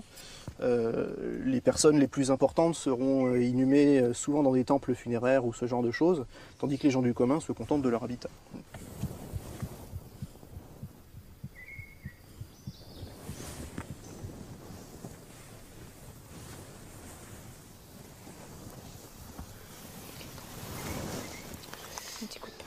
Ouais, un petit coup de pinceau, c'est un monochrome. Fissuré quand même bien fissuré là. Ouais. Ce qui est intéressant, c'est qu'il n'est pas troué, il n'est pas cassé, ils l'ont pas. Dans une sépulture, on s'attendrait plutôt à ce qu'il y ait un trou dedans, mais il n'y a pas vice versa. C'est pas. J'aurais énormément de mal à décrire ce qu'on ressent quand on sort quelque chose comme ça. Je suis pas certain que le sentiment soit descriptible. En fait, c'est parce qu'il y a déjà le C'est toute une succession de choses. Il y a le stress avant de le sortir, il y a le soulagement quand il sort entier, il y a la satisfaction de voir la forme complète, il y a le simple plaisir de le tenir. C'est très simple et très compliqué à la fois, vraiment. Je ne nierai pas la bouffée d'adrénaline quand on sort la chose, c'est évident. Très souvent, des plats ou des assiettes sont découverts renversés sur la tête du défunt, et pour la plupart d'entre eux, sont percés d'un trou en leur milieu. Une pratique dont le sens a longtemps échappé aux archéologues. Ça signifie deux choses. Donc, d'une part, on tue rituellement le plat en le perforant, donc il n'a plus aucune utilité. Et deuxièmement, d'après certaines théories, donc ça permet à l'âme du mort d'aller vers le paradis ou vers l'au-delà. Dans le monde maya, tout n'est pas vivant, mais tout est animé symboliquement, magiquement. Et ensuite, à la fin de l'utilisation d'un objet, d'un espace, il faut désanimer l'objet. Et donc le fait de perforer l'assiette, c'est une façon de désanimer l'objet et pour son nouveau destin qui va être d'accompagner le défunt dans sa vie dans l'au-delà.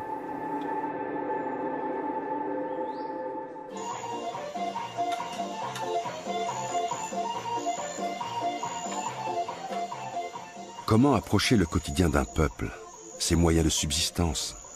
C'est l'un des aspects de cette fouille les plus originaux. D'ordinaire, les archéologues se cantonnent au cœur monumental des cités mayas. Leur regard se porte sur les palais et les pyramides. Ici, Philippe Nandedeo s'est entouré de géographes, de botanistes et d'archéozoologues qui se consacrent à l'étude du monde de la forêt ou à l'évolution du climat. Une ethnologue s'est également jointe à l'équipe de chercheurs.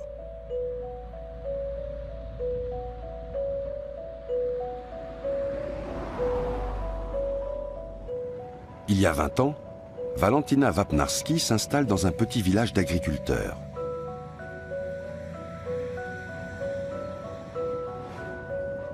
C'est le début d'une enquête de terrain qui lui permet d'approcher le quotidien des Mayas, de découvrir leur savoir et leurs croyances. Un travail qui contribue aussi à comprendre les modes de vie du passé. Le village de Copchen, situé au Mexique, dans la péninsule du Yucatan, est un endroit parfait pour rencontrer une civilisation qu'on a souvent dit perdue et qui pourtant est encore bien vivante. C'est ici que Valentina a appris à parler le maya yucatèque.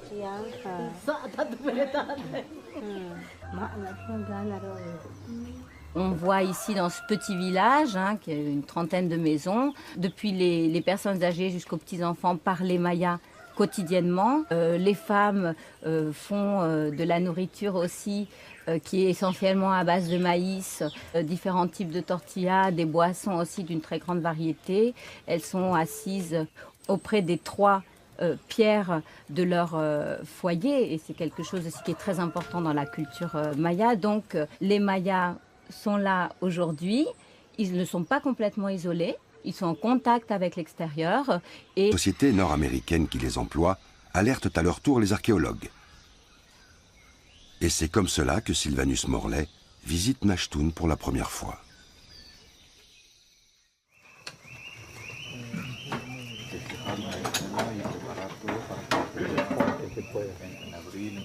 Nashtun, c'est aujourd'hui un camp de 80 personnes. Une équipe chargée de l'intendance, des archéologues et des ouvriers qui vivent ensemble chaque hiver depuis 5 ans. Chaque matin, le rituel est immuable. Dès 4 heures, les cuisinières sont au travail. À raison de 5 tortillas par repas et par personne, elles doivent faire 1200 tortillas par jour.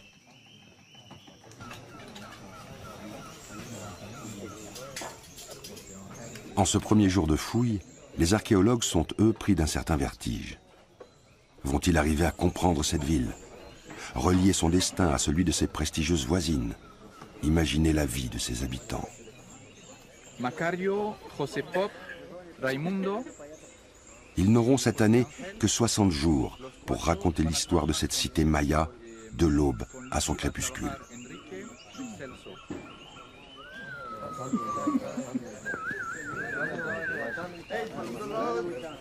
« 6 heures du matin, les membres de l'équipe se dispersent dans la forêt vers les sites de fouilles qui s'étalent sur plus de 200 hectares.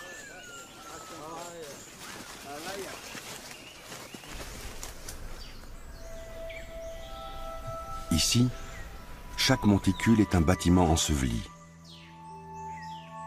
Chaque relief cache la possibilité d'une découverte inattendue. La végétation a envahi la cité et l'érosion menace de faire disparaître les monuments les plus intéressants.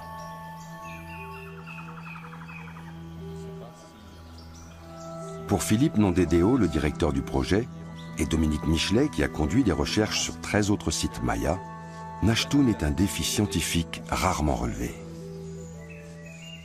Quand on est arrivé donc sur ce site, on a pu rapidement découvrir à peu près 600 structures qui constituent en fait les zones résidentielles où vivait la plupart de la population de la cité. Donc avec toute une série de temples, de pyramides, de places principales, de palais, et qui nous racontent en fait l'histoire politique et dynastique de Nachtun. Et à l'heure actuelle, puisque chaque année on découvre des monuments supplémentaires, on a à peu près 70 stèles et hôtels qui sont donc répertoriés dans la cité. La difficulté, premièrement, c'est évidemment la forêt. On n'a pas une vision d'ensemble pendant très longtemps de ce qui nous attend. Bon, alors quand l'architecture est encore debout, il y a un certain nombre de bâtiments dans Nachtun qui ont conservé leur façade. À ce moment-là, pas de problème. Mais quand tout est effondré, ça devient un monticule, ça devient une colline quand c'est les plus grands. Et il est assez facile de confondre une colline naturelle avec les restes d'un grand temple.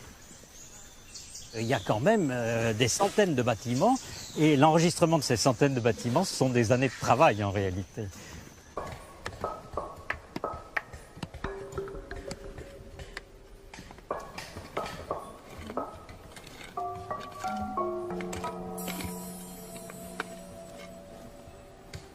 Quelle est l'histoire de Nachtun ?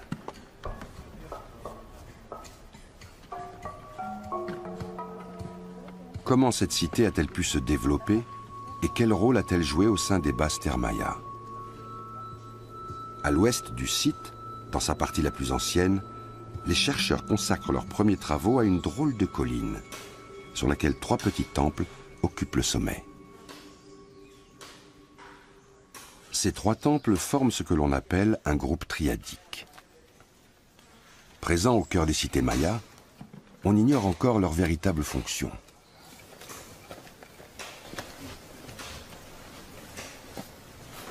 Une des premières interprétations qui a été donnée, ça a été de considérer que les temples représentaient les 3 pierres sur lesquelles sont cuits les aliments. Et on a l'idée d'une cosmogonie qui mettrait au centre un foyer primordial, le premier foyer qui ait existé au moment de la création, où il fallait bien cuire quelque chose sur 3 pierres, et les 3 temples seraient ces 3 pierres-là. Bon, ça a été une première...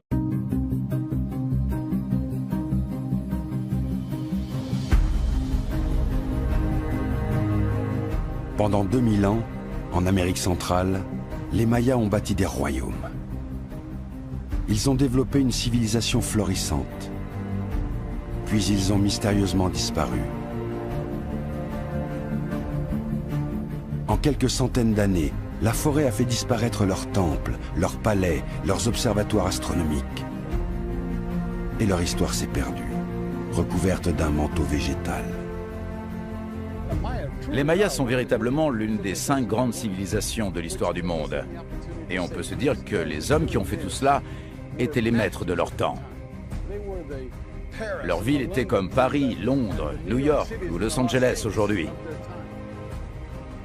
Quand ils étaient assis en train de créer des décors comme cela, comment auraient-ils pu imaginer que 2000 ans plus tard, nous serions au milieu d'une jungle tropicale à contempler leurs ruines abandonnées ?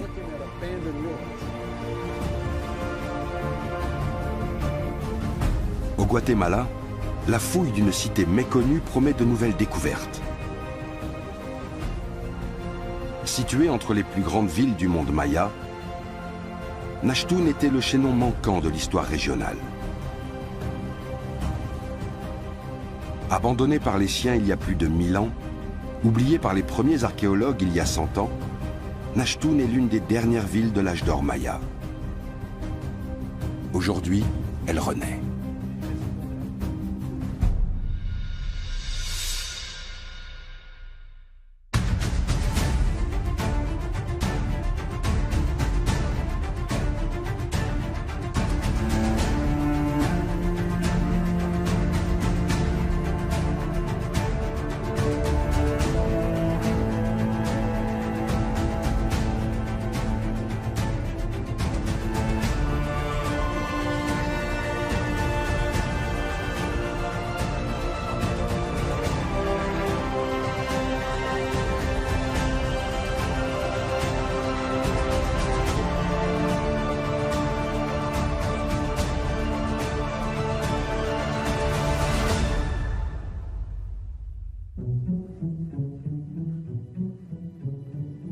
Nashtun, situé à l'extrême nord du Guatemala, tout près du Mexique, est enfoui au plus profond de la forêt tropicale.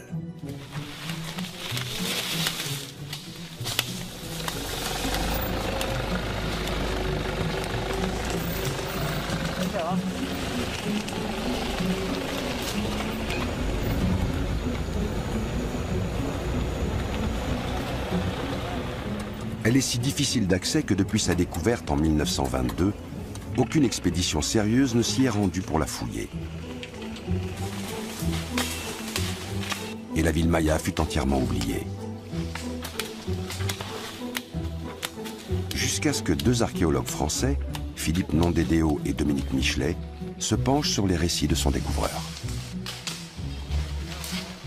Nashtun, c'est un mot maya, mais c'est un mot qui a été créé par un des premiers visiteurs du site, Sylvanus Morlet, qui était un grand spécialiste et qui a passé une grande partie de sa vie à la recherche des stèles. Et donc Morlet arrive ici dans les années 1920. Il a beaucoup galéré pour venir ici et, considérant que c'est l'endroit le plus perdu qu'il ait jamais trouvé, il lui donne le nom de Nashtun. Tun, ça veut dire pierre, et Nach, c'est loin. Les pierres lointaines, les stèles qui sont complètement paumées. C'est ça que ça veut dire, Nashtun. Mais ça n'a rien à voir avec le nom traditionnel ancien du site au moment où il était occupé, bien sûr. Sylvanus Morlet n'est pas le premier homme du XXe siècle à avoir pénétré dans la forêt guatémaltèque. À cette époque, des ouvriers chicleros sont envoyés ici à la recherche d'une gomme à mastiquer végétale, le chiclé, à partir de laquelle on fabrique les premiers chewing-gums. Ces ouvriers, généralement mayas eux-mêmes, arpentent les forêts et tombent sur des grandes cités, des inscriptions, des stèles, et rapportent toutes ces informations à leur chef.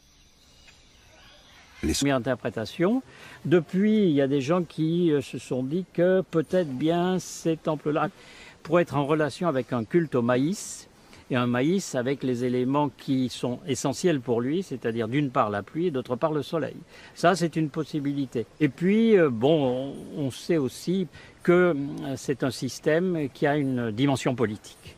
C'était probablement le lieu où on célébrait aussi des événements politiques et pourquoi pas les intronisations des chefs. À quoi ressemblait le groupe triadique? D'accord. Alors, le point, c'est comment il s'appelle? 30123.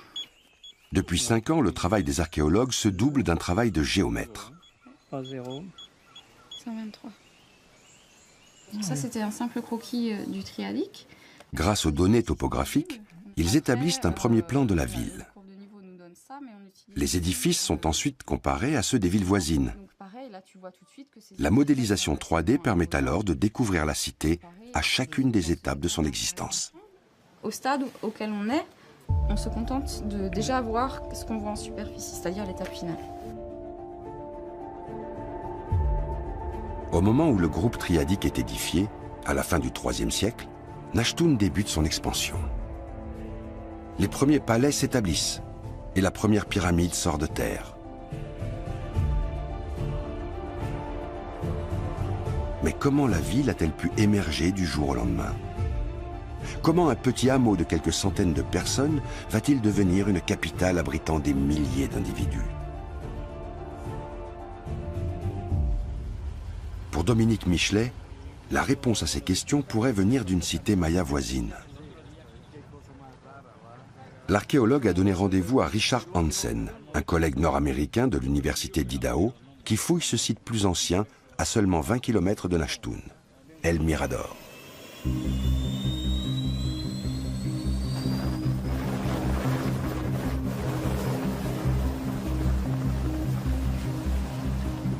El Mirador est l'une des premières grandes cités mayas. Elle est apparue bien avant Nashtun, vers 600 avant Jésus-Christ. À son apogée, sa population atteint plusieurs dizaines de milliers d'habitants.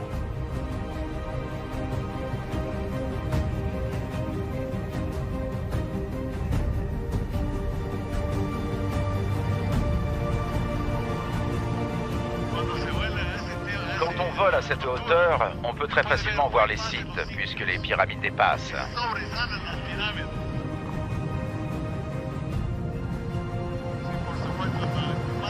Et naturellement, la plus grande, c'est celle-là.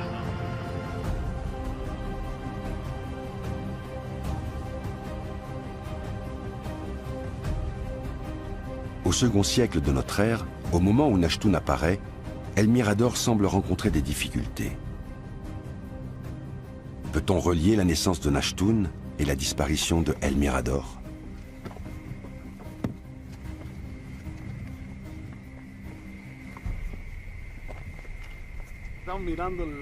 D'ici, nous regardons la capitale du monde de son époque, au moment de son apogée. Là, c'est la zone résidentielle de la ville. Elle est directement connectée par une chaussée au reste de la cité. Et là-bas, dans l'ombre, on peut voir la grande pyramide de la Muerta. C'est l'une des pyramides les plus volumineuses du monde. Et imagine-toi, sans cheval, sans chariot, sans wagon, sans bœuf, sans mule. Tout ça est le fruit de la sueur et du sang humain. Elle émerge de la forêt du haut de ses 30 à 40 mètres. Maintenant que tu connais son volume global, tu peux certainement faire une estimation des temps de travail à partir des estimations d'Abrams. Oui, on a fait le calcul. 15 millions de journées de travail. 15 millions. C'est énorme. On pense que ça s'est fait pendant la vie d'un seul roi, sur 30 ans environ.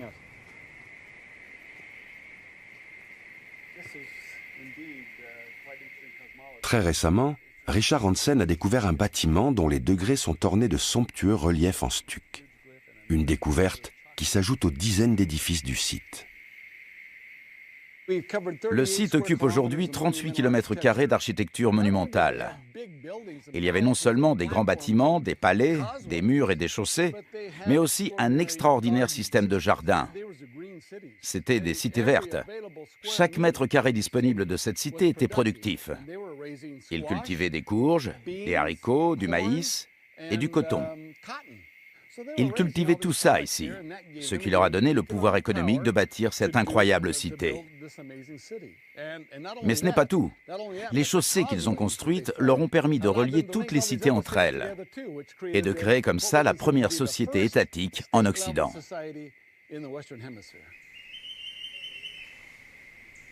À son apogée, El Mirador surpasse en importance les villes voisines. Pourtant, la découverte d'un système défensif montre que la plus imposante ville maya de l'époque a pu susciter jalousie et convoitise.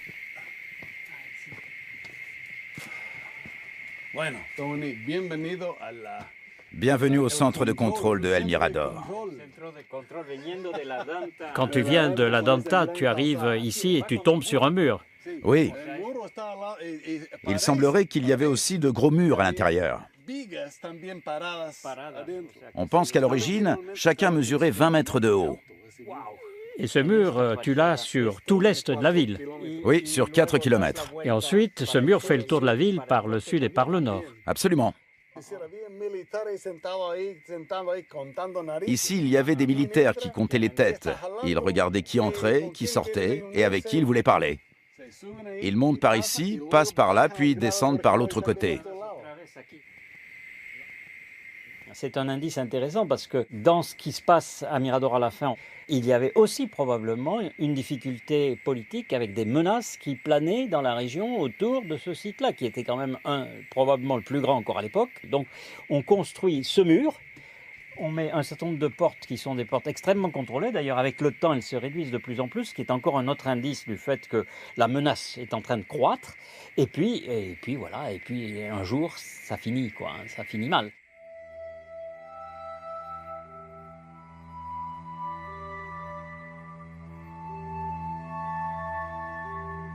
Entre les années 150 et 200 de notre ère, la ville est abandonnée. L'équipe de Richard Hansen n'a pas, à ce jour, retrouvé de traces de bataille ou de combats datant de cette période. Les habitants de El Mirador ont mystérieusement disparu. La population se disperse. Et où va-t-elle? Elle va probablement dans les environs. Et Nashtun est à 20 km d'ici. Donc on peut tout à fait imaginer, même si on manque encore un peu de preuves à Nashtun, que vers 150, il y a un certain nombre de gens qui vont s'installer là-bas et qui viennent de Mirador, bien entendu.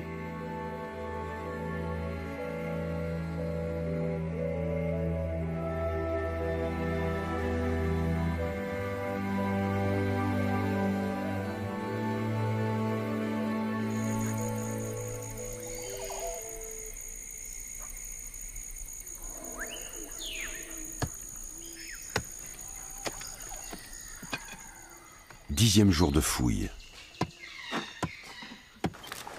À Nashtun, les archéologues prennent leur marque, sous l'œil intrigué des habitants de la forêt. Les premiers murs apparaissent, les premiers relevés se dessinent, et bientôt une sépulture est découverte.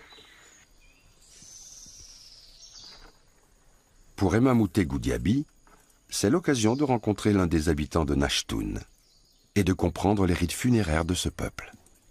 La manière dont les Mayas inhument leurs morts, c'est un peu le grand mystère, parce qu'en fait on trouve très peu de morts comparé à la taille des sites. Par exemple, ici, on est dans un groupe d'habitat qui a une durée d'occupation qui est supérieure à 300 ans, et on a trouvé 6 personnes. Donc à moins d'avoir une espérance de vie hors norme, il y a forcément un autre système de gestion des morts qu'on ne connaît pas. Il est totalement inconnu. Celui qu'on connaît très bien, puisque c'est les seuls qu'on retrouve, c'est la pratique d'inhumer les morts dans l'habitat.